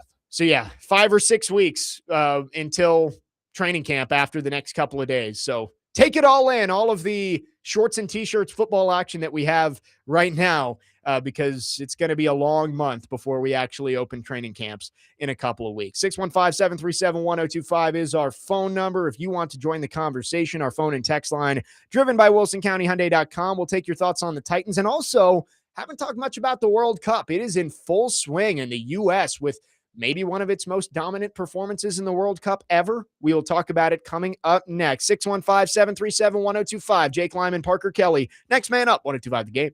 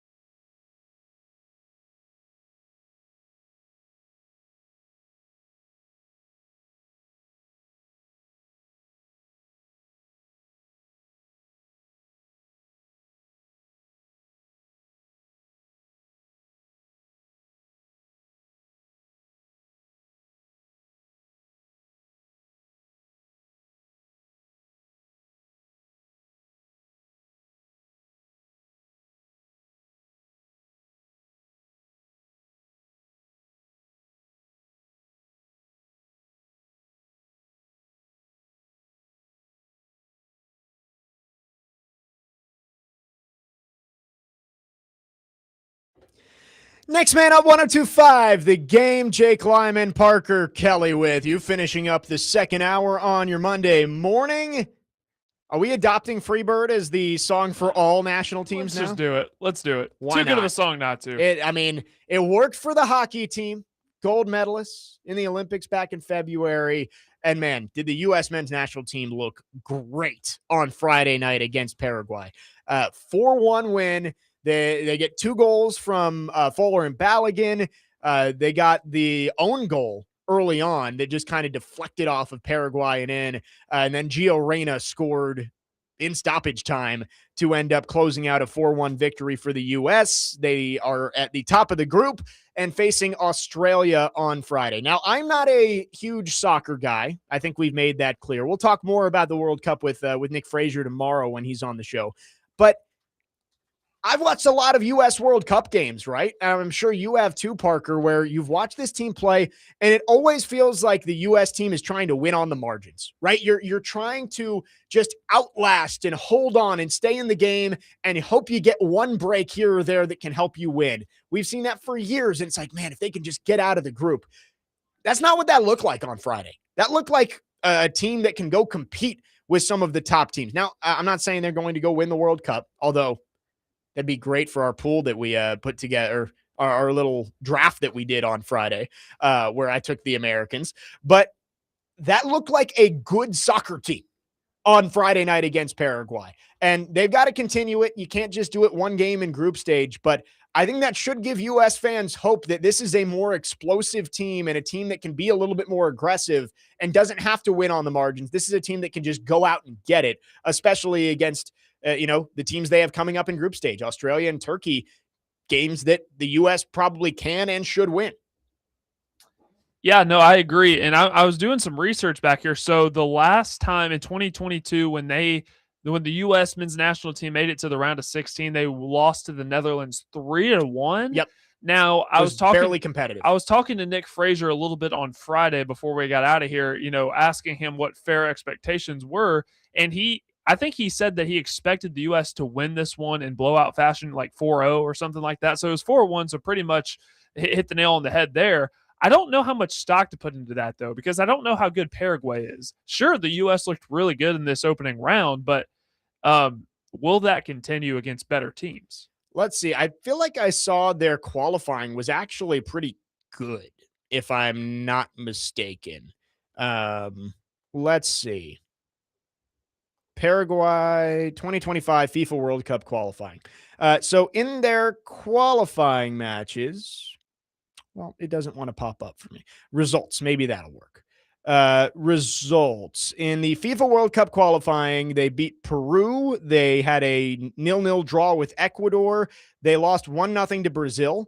They beat Uruguay. They tied with Colombia. So they haven't given up more than 2 goals in any of their qualifying matches, and the U.S. put 4 on them. So, I mean, I think that's got to be a good sign. Again, I don't think this means the U.S. is going to be a team that gets to the semis or gets to the championship game.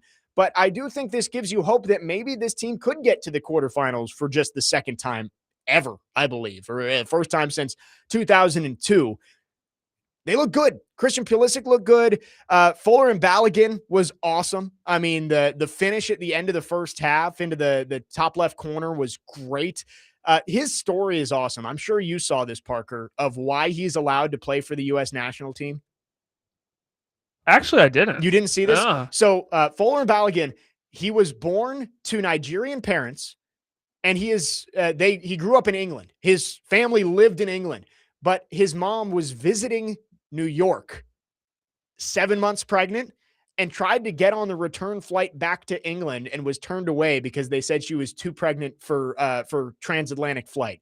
So she had to stay and have her child in New York, meaning that he is an American citizen and is allowed to play for the U.S. national fantastic. team. So that is a fantastic story. I at first I had to make sure it was real because I was telling our intern Grayson before the show, I got on the U.S. England possibility of a match on the 4th of July.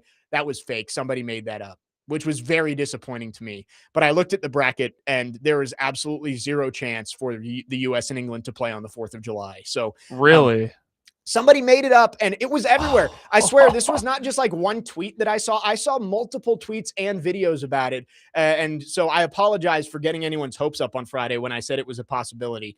I think it's fake. But no, this one was real. I looked it up, and yeah, so his mom was denied boarding to the flight and had to have Fuller and Balogun in the United States. Therefore, he's allowed to play for the United States men's national team, and ended up being a huge part of why the U.S. was able to blow out Paraguay back on Friday. So the U.S. in a great spot now, leading the group. They have the goal differential advantage against Australia, and they can clinch the group on Friday with a win over Australia and then a loss or a draw for Turkey against Paraguay. So that would clinch the group for the U.S. That would clinch the group for the U.S. And even if Turkey is to win against Paraguay because they lost to Australia, the goal differential would favor the U.S. in a way that it would be pretty difficult for Turkey to win the group, even if they did beat the U.S. on June 26th. So the U.S. is in a great spot right now, not just to advance, but to possibly win the group, which would give them the best opportunity to advance further to the round of 16 and hopefully beyond. Yeah, so I'm still getting caught up on how this bracket works. It's so confusing. So basically a win over Australia would guarantee a result to move on to the round of 32. Yes, so a win against Australia guarantees that the U.S. would advance. They would advance past the group stage. And then it would come down to Australia and the winner of Turkey and Paraguay? Well, no, so the U.S. would play Turkey. If Turkey was to lose or draw against Paraguay, there would be no chance for anyone to catch the U.S. because all teams play each other. Right. Okay, yeah. It's round robin. So, but if the U.S. wins and Turkey wins against Paraguay, then I believe Turkey could win the group if they beat the U.S. and were able to pass them in goal differential. At least that's how I understand it. We would have to go through it, but either way, the U.S. in a very good spot. If they were to win the group, they would play July 1st. So that is a Wednesday against the one of the third place teams, which again, that's why this bracket is such a mess because of the expansion. I really don't like it. I wish they would go back to 32. Even if that hurts the U.S. men's national team in the long run of like, oh, maybe they don't get out of the group some years. I just think it waters down these group stage games. Somebody posted that they did a simulation of all of the rounds, and it was like, how many points do you need to advance? 3 points. You advance past the group stage 67% of the time. Just win one game, and you've got a 2 out of 3 chance to advance past the group. That seems so anticlimactic. Right. It's just like, do these games matter all that much? I remember watching like Landon Donovan against Ghana in like, was that like 2008, where they scored in the final minutes and were able to advance past the group stage. Like, those were big games and they mattered. And now it's like, oh, you won one game, you're probably going to advance. Even if you don't win the group, you're still going to have a chance to keep playing. I just think that the watered down 48 team version just isn't quite as exciting, especially early on in the tournament. And also too, with the World Cup coming to America for the first time. And, us as Americans, I'd say a majority of us do not follow soccer all that closely, especially worldwide. It's very confusing for the casual fan or the person who's really new to soccer, like myself, to be able to keep up with what's going on. Yeah, it was so easy for a while of like, all right, if you win Group F, you play the second place team in Group C or whatever it is. Like that was how the bracket worked. And now, like, when you look at the bracket, 1D would be America. If they win Group D, they would be, first place finisher from Group D. They'd play either the third place finisher from B, E, F, I, or J. It's like you just have no idea. It sounds like you're just shouting alphabets. Right. That's what I'm saying. Is like it doesn't make a whole lot of sense because not all of the third place teams advance, but some of them do. So you don't know which group you're going to be facing. I prefer the 32 teams get in. The top 2 teams from each group move on, and you go to the knockout rounds from round of 16 on. I think that's better than what they have now. But I won't complain because the U.S., regardless of what happens in these last 2 games, likely is going to move on just based on the format of how this works. Yeah, no, absolutely. And with how they looked versus Paraguay, again, I have no idea how good Australia is. I'll have to consult with Nick Fraser, but it gives me confidence that the USA will be able to get past Australia. And of course, we know you beat Australia, you're more than likely have locked up that spot in the round of 32. Yep. Yep, going to be a fun one. I believe that's an earlier kick, 2:00 kick from Seattle on Friday. Unfortunately, I was liking the primetime slot on Friday night. See, I kind of don't mind it. Especially because our show ends at noon. So it's like, we go home and, have an hour or two to settle in, and then boom, it's on and don't have to stay up late. It's great. Can go to bed early on Friday night. I'll have to multitask a little bit at 2:00, but yes. See, that's true. Yeah, you got plastered. Yep, that's right. So, unfortunately, George, I won't be able to do both. George should give you guys the day I know. off. It's the World Cup. We only get it 4 times a year, right? No, if he was going to give you guys the day off, it would be for like a 1:00 Braves game or something like that. The Braves. 615-737-1025 is the phone number if you want to text or call. Our phone lines driven by WilsonCountyHyundai.com. Trevor texts in. It says, I think the best thing about the World Cup being in the U.S. is all the foreigners coming over and experiencing things in America. Freddie guy on Twitter is awesome. Freddie's getting spoiled right now. Yeah, he's never going to want to leave. We talked about this a ton on Friday. Like, I guess J.J. Watt hooked him up with a suite. The Rockets gave him a whole bunch of swag. He went and toured the Saints facilities and the Pelicans facilities. Yeah, went to LSU. Apparently, that suite that he was staying in cost $150,000. No. So they got to tour that. I saw that tweet too. They got to tour it, okay. But it was so funny. When he tweeted, like, it was a nice hotel room. Like, it wasn't like a motel or something like that. It was a nice hotel room. But he was like, "Can't believe we get to stay here," and it's just like your normal 2 queens room at a Hilton or something like that, which I thought was hilarious. I mean, gets to meet Ella Langley. Ella Langley slid in his DMs. Yeah, I know. Nick Frazier is punching air right now. 615. That's all I had to do. All I had to do was just be German and confused about American things. 615-737-1025 is the phone number. We got one more hour with you on this Monday morning. We got lots to get into. We can keep talking World Cup. We'll talk Brendan Sorsby too, as there has been some developments this morning with the Big 12 going to court once again. Again, it is lawsuit season in college football. We'll get into all of it coming up next. Jake Lyman, Parker Kelley, next man up, 102.5 The Game.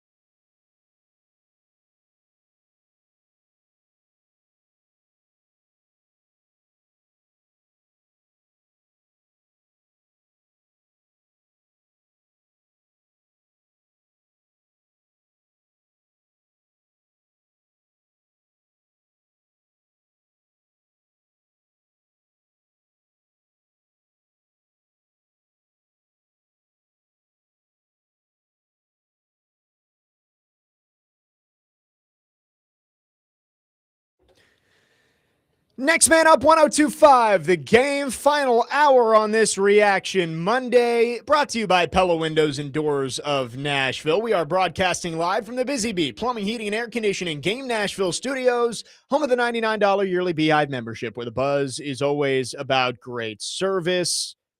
Been a fun show so far, reacting to the Knicks and Hurricanes winning their championships over the weekend. Knicks in 5, Hurricanes in 6, both ending decades-long title droughts. Also talk Titans. Mandatory minicamp starts tomorrow, so excited for that. And the World Cup back underway for the day. This one probably going to be a blowout. Spain and Cape Verde just kicked off. So we'll see how that one goes. But there has been another development in the Brendan Sorsby, I guess not a case anymore, situation. It's multiple cases that have been filed. After this morning, we got news that the Big 12 has filed a complaint against not just Texas Tech, but also the Attorney General of Texas and Texas Tech's president, athletic director, and others, saying that they have requested that Tech not play Sorsby. The school has not agreed, resulting in league considering monetary sanctions and or a ban on competing in the Big 12 championship game. So we saw the threat last week from the Texas Attorney General, backed by Texas Tech, of, hey, if you try and punish us, we are going to take you to court. So instead of just straight up punishing them, the Big 12 has said, we're going to take you to court first, and we're going to get legal approval to punish you before we tell you that you will lose revenue distribution and possibly be banned from playing in Big 12 postseason games if you play Brendan Sorsby. So it's going to, I said it before the break, it's lawsuit season in college football, and it seems like this one just gets even more confusing as each day goes by of whether Brendan Sorsby is going to be eligible this season. Okay, so this is interesting because I made the comment last week. I didn't think in an era where everybody is more selfish than they've ever been, and when I say that, I'm talking about you have conference commissioners and coaches looking out for their best interest of the team, best interest of the conference. I didn't think Brett Yormark, the commissioner of the Big 12, would have the stones to be able to do something like this and support something like this, because he knows good and well that Texas Tech with Brendan Sorsby is their conference's best chance of winning a national championship. Yep. And which would bring more revenue to the overall conference, of course, and be able to help out Texas Tech. Here's the thing, though. Texas Tech, roster-wise, is a little bit better than they were last year. Now, with Sorsby, if he doesn't play this year, Will Hammond, I think, is just as capable as Baron Morton was last year, but they probably wouldn't win a national championship with Will Hammond. But I think this is all really interesting to see how it goes, because now you're kind of digging into the media rights. You know, people want to see Texas Tech, especially if Sorsby's out there. The fans are going to want to watch that. It would draw a lot of attention. I'm interested to see how this goes. Yeah, here's an excerpt of, I believe this is a Yahoo Sports article, kind of summarizing the developments of the morning.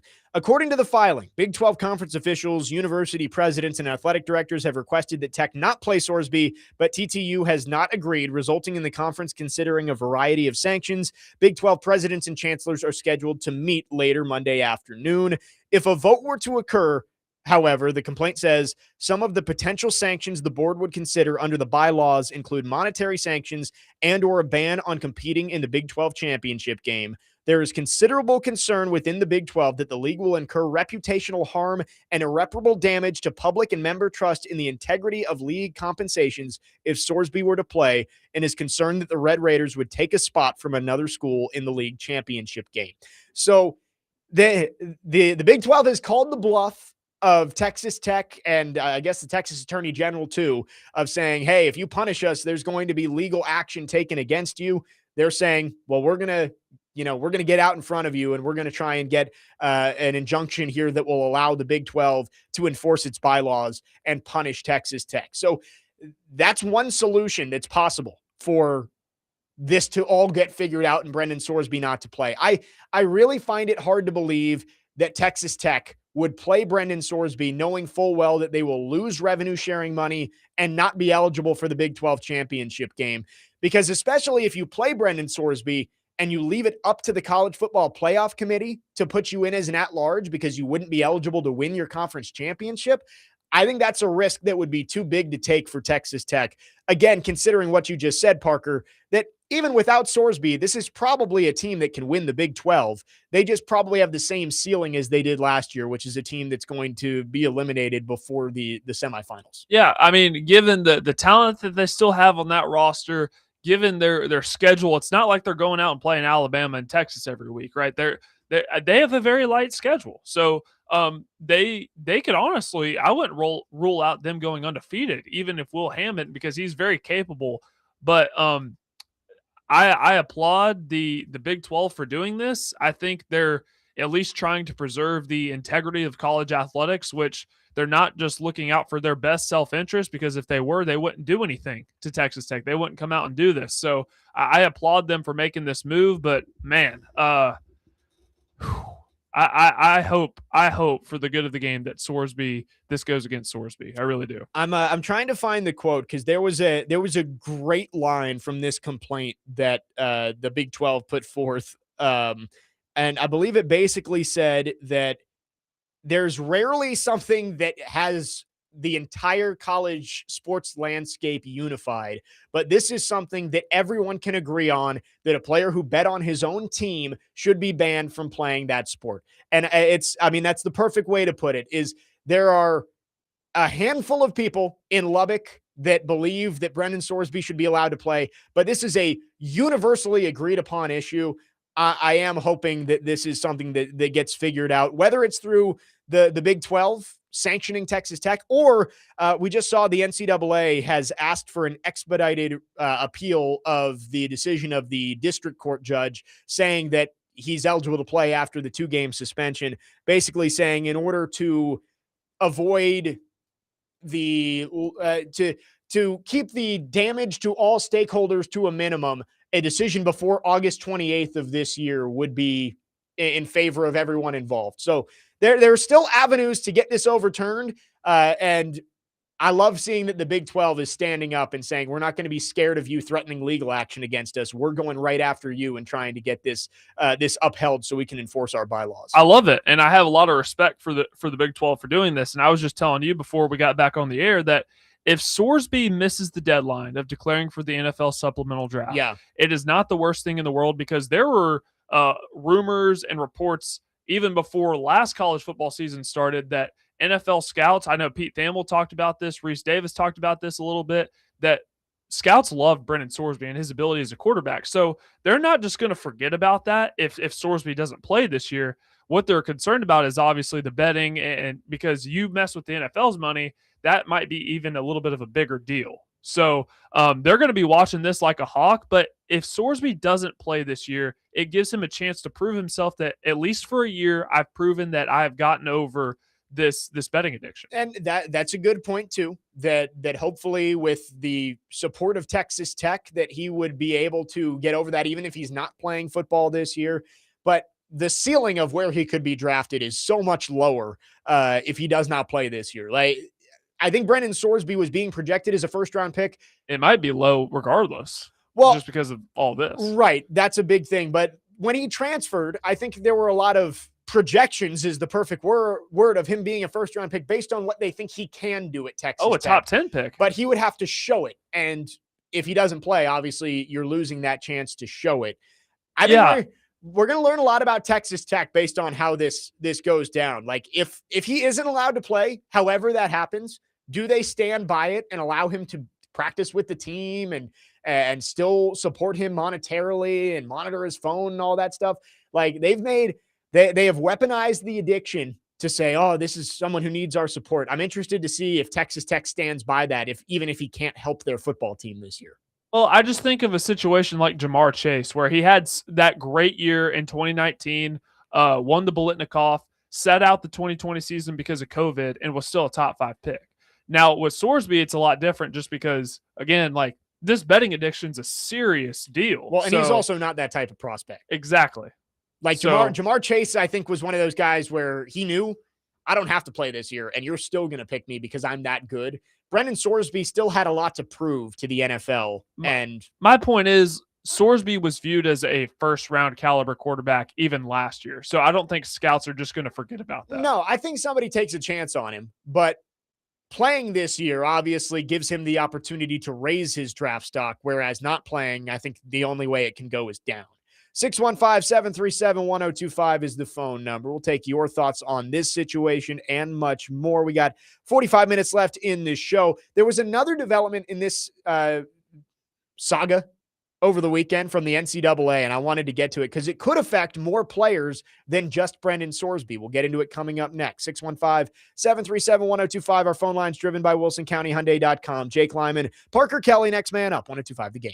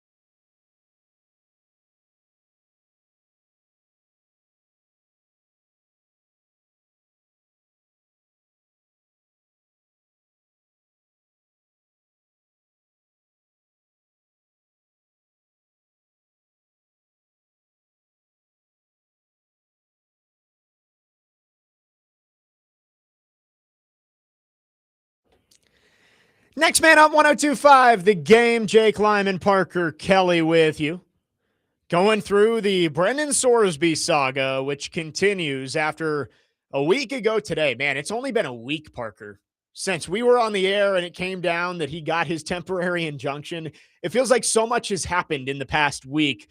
But as of right now, Brendan Sorsby still eligible, but The Big 12, the NCAA, is exhausting all of their options to try and stop him from seeing the football field this September. We just talked about it. The Big 12 has filed to try and get their own injunction to enforce their bylaws against Texas Tech, which would lead to possible loss of revenue sharing and loss of eligibility for the Big 12 championship game. The NCAA has just filed for an expedited review of their appeal to try and get this figured out before the college football season begins. But the most interesting path forward that I saw this weekend came when the NCAA basically sent out to all its member institutions, if you guys support the Protect College Sports Act and get this passed in Congress, which has been a big topic of discussion, getting congressional help, there is, at least if I understood it correctly, there is a clause, there's phrasing in this bill that would basically supersede all lower court decisions, and Brendan Sorsby would be ruled ineligible if this bill was to be passed. But there are extra punishments, consequences to that. I don't know why I just brain farted there. Extra consequences that would affect other players like Trinidad Chambliss, who his eligibility right now is based off of an injunction that he got in court. Therefore, there's a chance his eligibility could be at risk if that was what was going to happen. So I think it's really interesting to see all of the different ways the NCAA and the Big 12 are trying to stop Brendan Sorsby from getting on the field. But there's one that could affect other players beyond just Sorsby and other teams on what they could do in the 2026 season. Yeah, there's language in there that basically national standards will be set, and you can't overrule national standards with your local county judge. So, yeah, that would affect Trinidad Chambliss. But, I mean, this Trinidad Chambliss stuff is so much different than Joey Aguilar's case and Diego Pavia and Brendan Sorsby. I mean, Trinidad was promised a medical red shirt one of his years at Ferris State that the coach who was supposed to be in charge of that didn't end up doing. So he was promised a medical red shirt that he never received. So it's a little bit different of a case. But, yeah, this it's just nuts. To cover college football in the offseason, you basically have to have a law degree. I know. It's crazy that this is what we're talking about on June 15th. We're less than 3 months away from kickoff. And most of our conversation about college football is about what's happening in courtrooms across the country.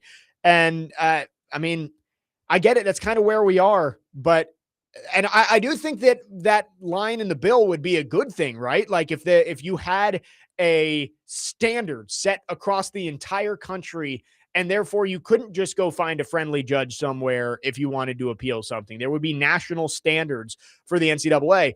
So I think it's a good thing in the long run. But yeah, you have to look at if that law kept Sorsby off the field, it might keep a guy like Trinidad Chambliss off the field too.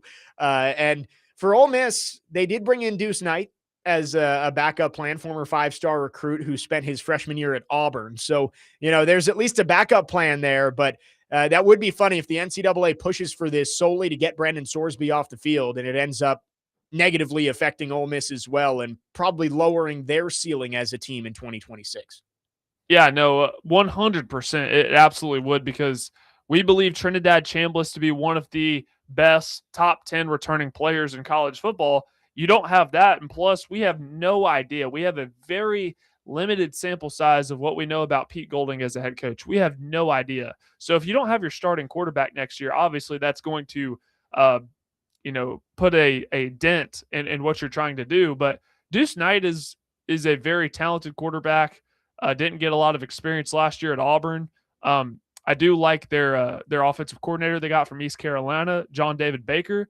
I believe he'd be able to work wonders with Deuce Knight, but obviously not an ideal situation for Ole Miss. Yeah, I think that's the least likely scenario. I mean, we've heard about congressional oversight and all this in college sports. I think something happens at some point, whether it's that or collective bargaining. I don't know. There's going to be some sort of solution, but in terms of imminent, what's going to fix this Brendan Sorsby situation, I would bet more on the Big 12 getting it done, or an appeal of the decision in the Lubbock court, getting it overturned. That would be my thoughts. The NCAA is not a governing body. the Big 12 is. Right. Yeah. So, Texas Tech signed up and they agreed to those bylaws. So as long as as Texas Tech can get that locked up with the Texas injunction that they filed, we will see. I believe they filed in Dallas, but we were talking between the breaks there, Parker, that like the Kansas Attorney General and the Oklahoma Attorney General have all hopped on board and basically said, like, no,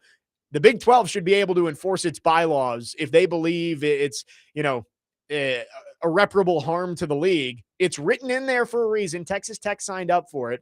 And if the Big 12 wants to say you play Brendan Sorsby, you're not allowed to play in the Big 12 championship game, they should be able to do that. That's why they made the bylaws, right?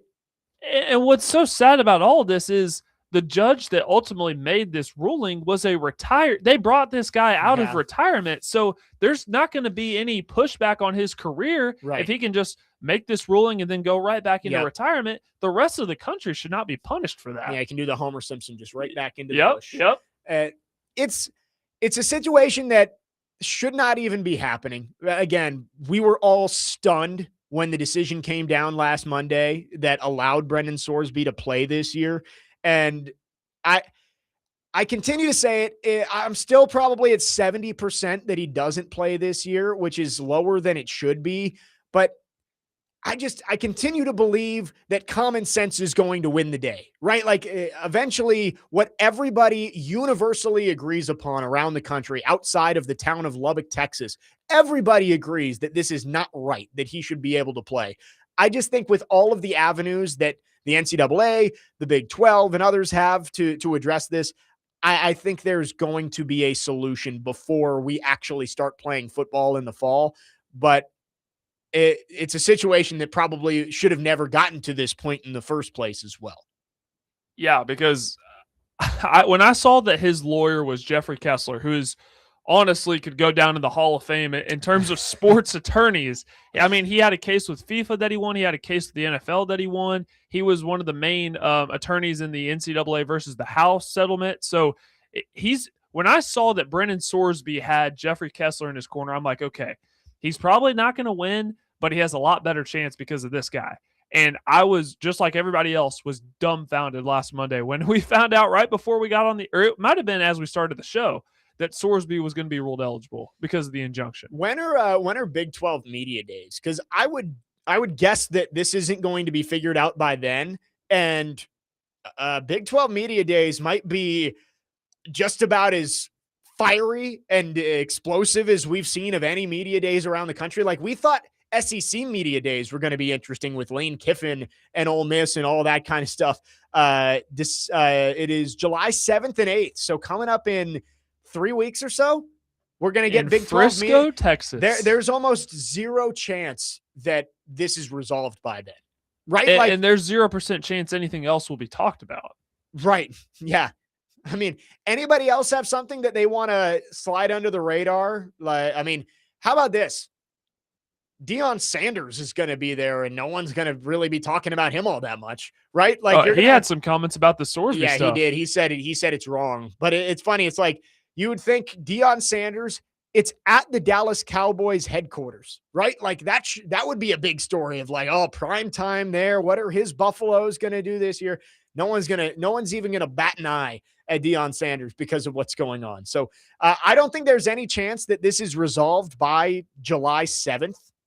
Maybe if the Big 12 can get this expedited and they can punish Texas Tech, and maybe the Red Raiders decide that they don't want to deal with it anymore. But I would guess that this is still going to be raging on when Big 12 Media Days happen, and that'll be a fun week as we see the aftermath. 615-737-1025 is the phone number. We want your thoughts. You can text or call. Our phone lines are driven by WilsonCountyHyundai.com. We got a couple more segments for you. We'll bounce around here. College World Series is going on. We haven't talked about that. North Carolina, 1 win away from moving on to the National Championship Series. We got some big games today as well. Troy stays alive. We'll talk about that and get back to the Knicks and Canes winning their championships over the weekend. All of that in the final couple segments. Jake Lyman, Parker Kelley, next man up, 102.5 The Game.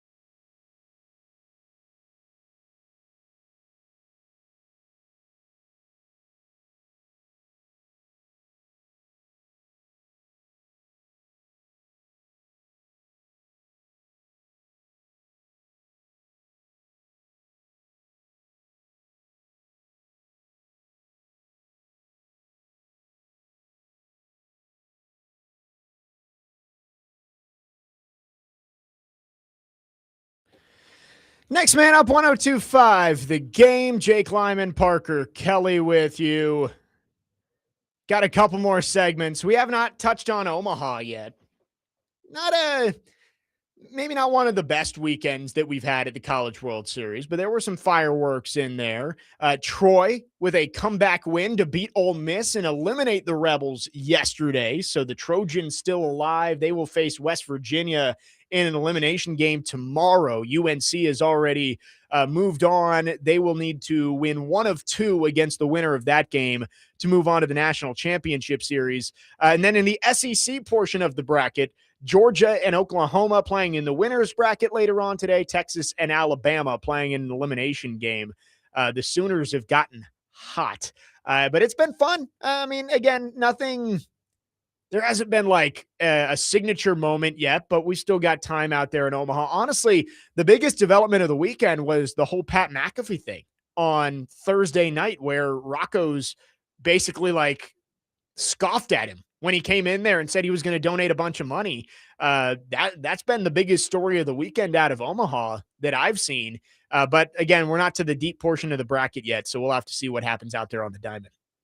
Yeah, Oklahoma's kind of, they had the huge upset win over Georgia Tech in the regional, beat Kansas in the Lawrence Super Regional, and now, I mean, they're hot. They're hot, so it'll be really fun to see how they match up against Georgia, who looks like the best team, I'd say, in the Men's College World Series field right now. But yeah, no, it wasn't a super exciting weekend, especially considering our minds were distracted by a lot of the other stuff that was going on. But hey, now that stuff's over, I mean, we still have about a week and a half left of this. Yeah, that's kind of what I was thinking too, is maybe I'm just not as locked in on Omaha because we had the other giant sporting events going on. Of course, the World Cup is underway, so that kind of washed out Friday night, and then you had NBA Finals, Stanley Cup Finals over the weekend. So today would be a good day to get locked in on baseball a little bit. You got World Cup. That's kind of a perfect two sports to just kind of have on in the background a little bit while you're doing some work.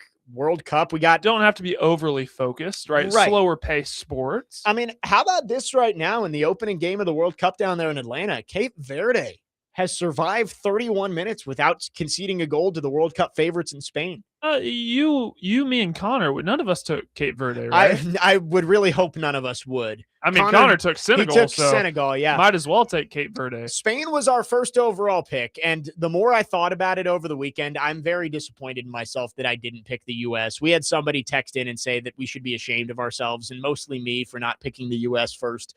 I should have done it.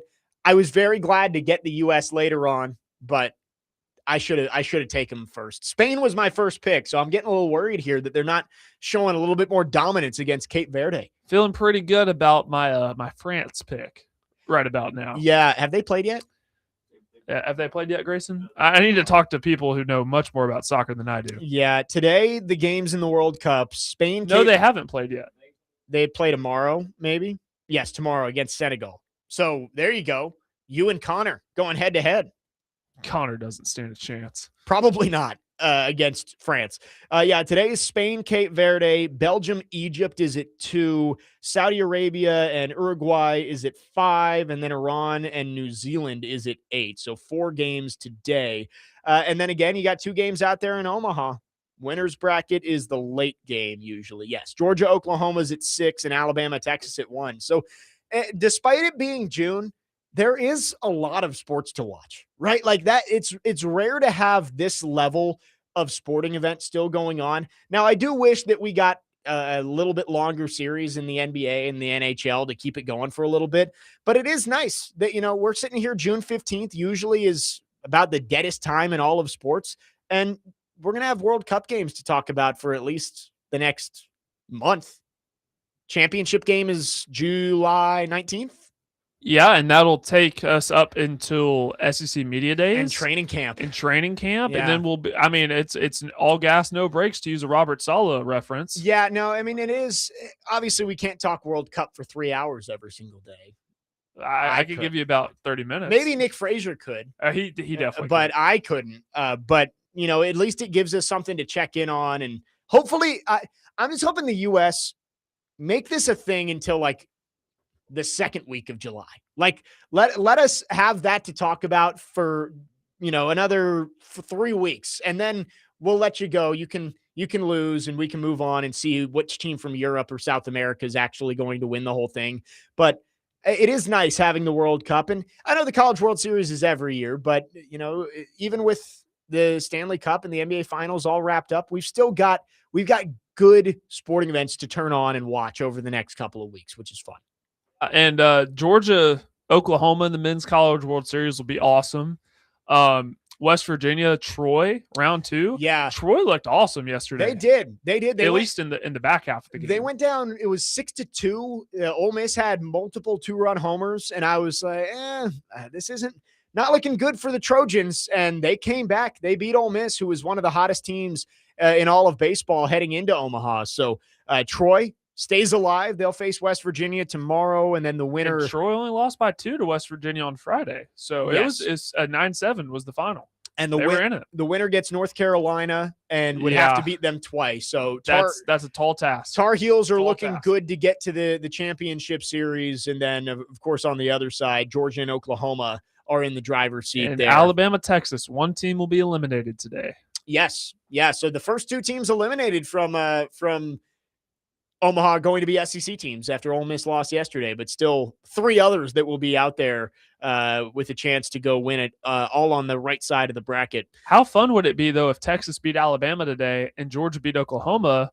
We get Red River Shootout, referred to by no other name, in the Men's College World Series. Yeah, the Red River Shootout between Oklahoma and Texas with their attorney generals going at it in the Big 12. Got more than just a battle in the courtroom. I know that they're both in the SEC now, but their former conference going to battle with their 2 state attorney generals. I mean, how about it? That's what we need. How awesome would it be if both of them decided to show up, too? Yeah, there you go. Winner withdraws their suit. Or loser withdraws. We'd all be on Oklahoma's side if that was the case. Yeah, that is true. Go Sooners, Boomer Sooner. No, it was a really fun sports weekend, and we talked a lot about the NBA Finals and the Stanley Cup Finals. We got good playoffs from both those sports this year. Intriguing. Now, that you wish that some of the conference finals in hockey would have. I mean, it was a sweep in a 5-game series win, so. You wish that those would have gone a little bit deeper. I thought Colorado was going to not only put up a better fight, but win that series against Vegas. And as we said earlier, after 4 phenomenal games in the Stanley Cup final, the last 2 games were fine, but it was just like a little bit of a dud, right? Compared to the first 4. There wasn't nearly as much excitement down the stretch as we saw early on. So ended with a whimper after one of the best starts to a championship series that we've seen in a long time. And honestly, the NBA, this playoffs for the NBA is a total win for that league. I think you got a lot of fans that are back on board with the NBA that maybe hadn't paid attention a whole lot. The Spurs Thunder series was great. And then getting to see a team like the Knicks that had been out in the cold for so long and hadn't been able to actually win a championship, to see them get it done and the reaction from their fan base. I think this playoff was a huge success for the NBA. Now, does that mean I'm going to be locked in on the NBA in October when it gets going again?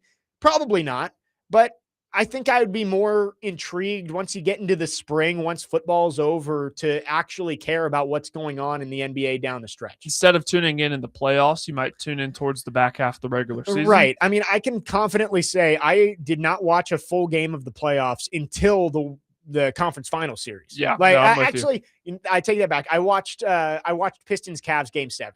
So I did watch that one. Well, even with a team like the Pistons, who were the 1 seed in the East. Yeah. I mean, when was the last time the Pistons were that good? Right. And you are seeing the parity in the NBA after basically 30 years where it was a handful of teams winning championships on and off. I mean, from the Jordan Bulls, and then you had the Lakers and the Spurs, and then it was the Heat, Warriors, and then it was the Warriors. And so you had a lot of dynasties for about 30 years.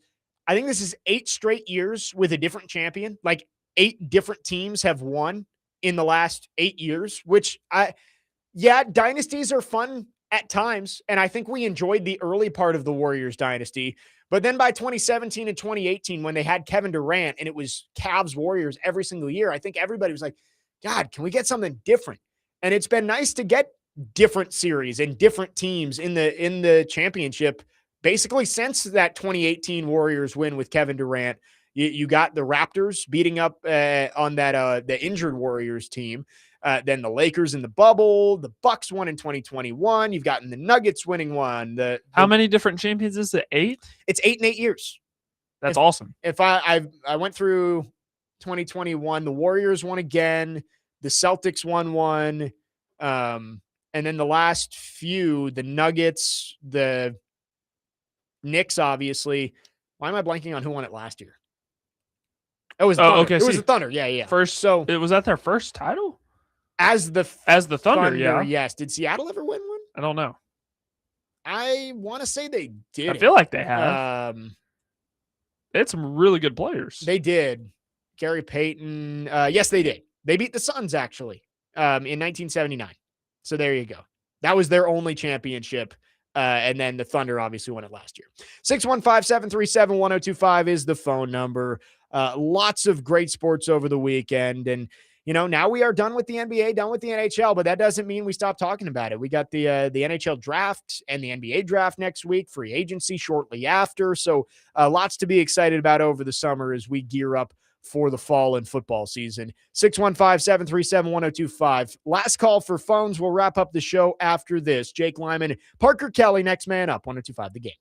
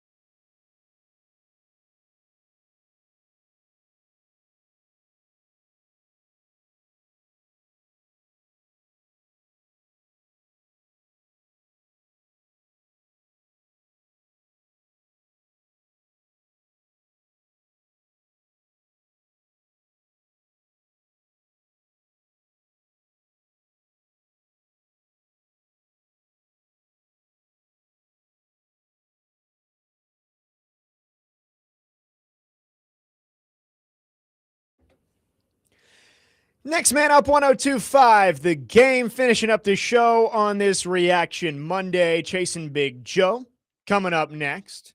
Tomorrow on the show, it is a Tony Tuesday, so we'll have Nick Frazier, and Parker will be out at Titans minicamp, so it'll be Connor Newton in for him. So excited for that. We will talk Titans minicamp and much more. Again, the World Cup going on, so we'll have to get Dr. Crane's thoughts on that. Cape Verde has almost made it to halftime, still tied with Spain. Really impressive. I just watched, they made a really nice save to avoid giving up the go-ahead goal there, but I did not think this was going to be all that competitive. I was thinking Germany 7-1 the other day. I thought this one would be similar. Cape Verde hanging in there with the favorites in the World Cup. On our text line, driven by WilsonCountyHyundai.com, Matthew in Nashville says, I missed part of your show. Is there any chance y'all got to discuss the latest development in the Texas Tech thing this morning? Yes, we did. We started this hour with that discussion. Again, lots going on. The Big 12 is trying to get the legal ability or enforce their legal ability to punish Texas Tech under their bylaws and possibly make them ineligible for their Big 12 championship game, possibly take away some of their revenue sharing money. So this is just another avenue for them to possibly get Brendan Sorsby off the field. Even if he's still on the team, he can practice. I don't care. But they're exhausting all of their resources to try and find a way to keep Brendan Sorsby from playing football this season. Again, lots going on this weekend. I think we hit on most of it, Parker. We didn't talk much about the UFC last night at the White House. I mean, spectacle for sure. I saw Dana White said he's never going to do it again, which I don't know. Because it's too expensive.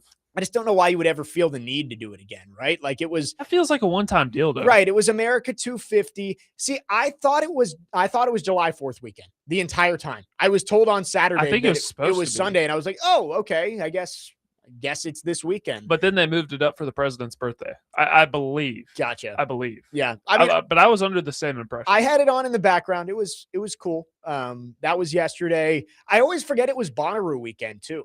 Have you ever been to Bonnaroo, Parker? I've never been to Bonnaroo. I don't think I'd enjoy it very much, to be honest with you. So when I first moved here, I lived with a bunch of just random roommates I met on Facebook, and it worked out. They're great. But they went to Bonnaroo the year we lived together, and I just remember seeing them come back into the house, and it just like looked like their soul had left their body.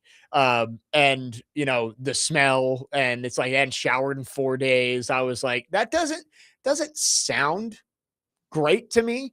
Like, I know that the music is good, and I think it was Noah Khan was headlining yesterday, and like that's somebody that I would want to see in concert. But I will say, going for the full weekend, I don't know how people do that. Like, I don't know. I could do a day, and if there's one person I'd want to see, but like, man, the full weekend is a lot. Yeah, I'm good with CMA Fest personally. You know, right here in our backyard. Right. You don't have to stay in a tent. It's not 2 hours away. You have access to hygiene products. Like I am fully on board with CMA Fest, or even just another music festival, like where, where I can stay in a hotel or something like that. And I'm sure there are people who do stay in hotels, but it's out in Manchester. So it's not like it's, yeah, I think I'm all right. If I never go to one, I'm all right. Ricky says there are showers. Do they use them is the question. From the sounds of it. Again, I haven't been there, but I mean, just the experience I had with my roommates returning, I don't know how often those showers get used.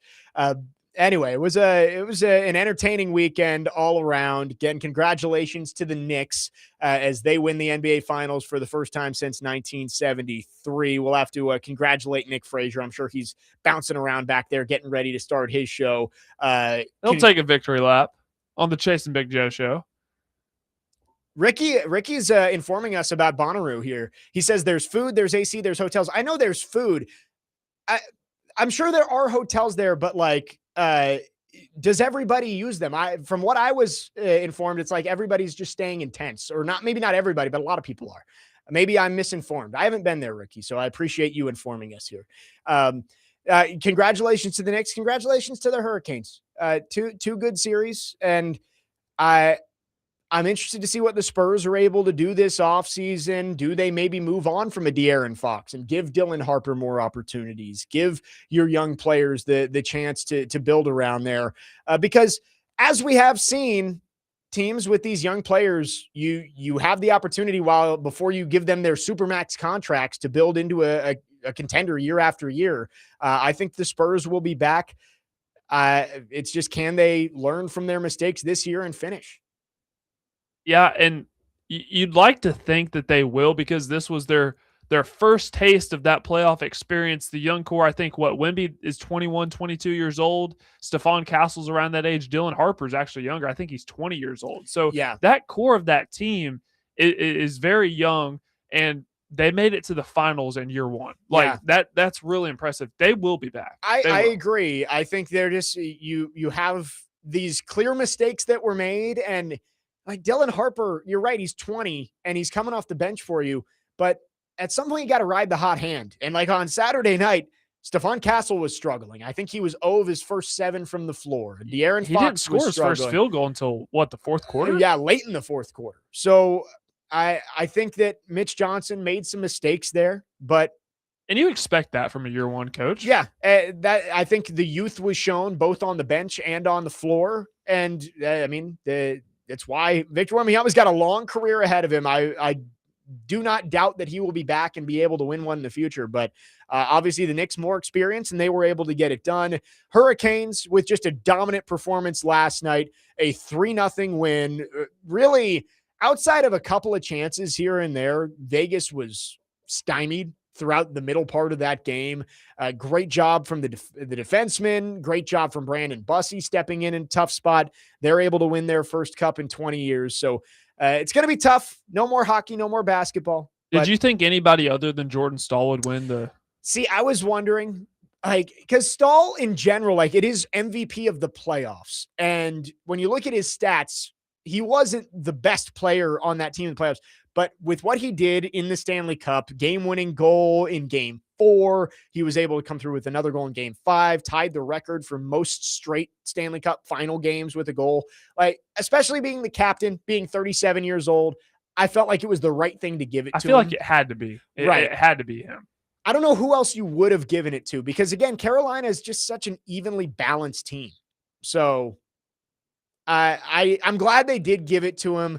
They said it was 17 years between cups for Jordan Staal. He won one with Pittsburgh back in 2009. Yeah, the longest. He's been around for a while. The longest stretch between 2 cups in NHL history. Like, obviously there are guys who have waited longer, but the longest stretch between 2 Stanley Cup wins, Jordan Staal, 17 years. Been a fun show today. We got more reaction to everything that happened this weekend throughout the rest of the day here on 102.5 The Game. Chase and Big Joe are coming up next. Tomorrow on the show, Nick Frazier, Connor Newt. We will go through Titans mini camp and much more. Keep it tuned right here. You're listening to 102.5 The Game.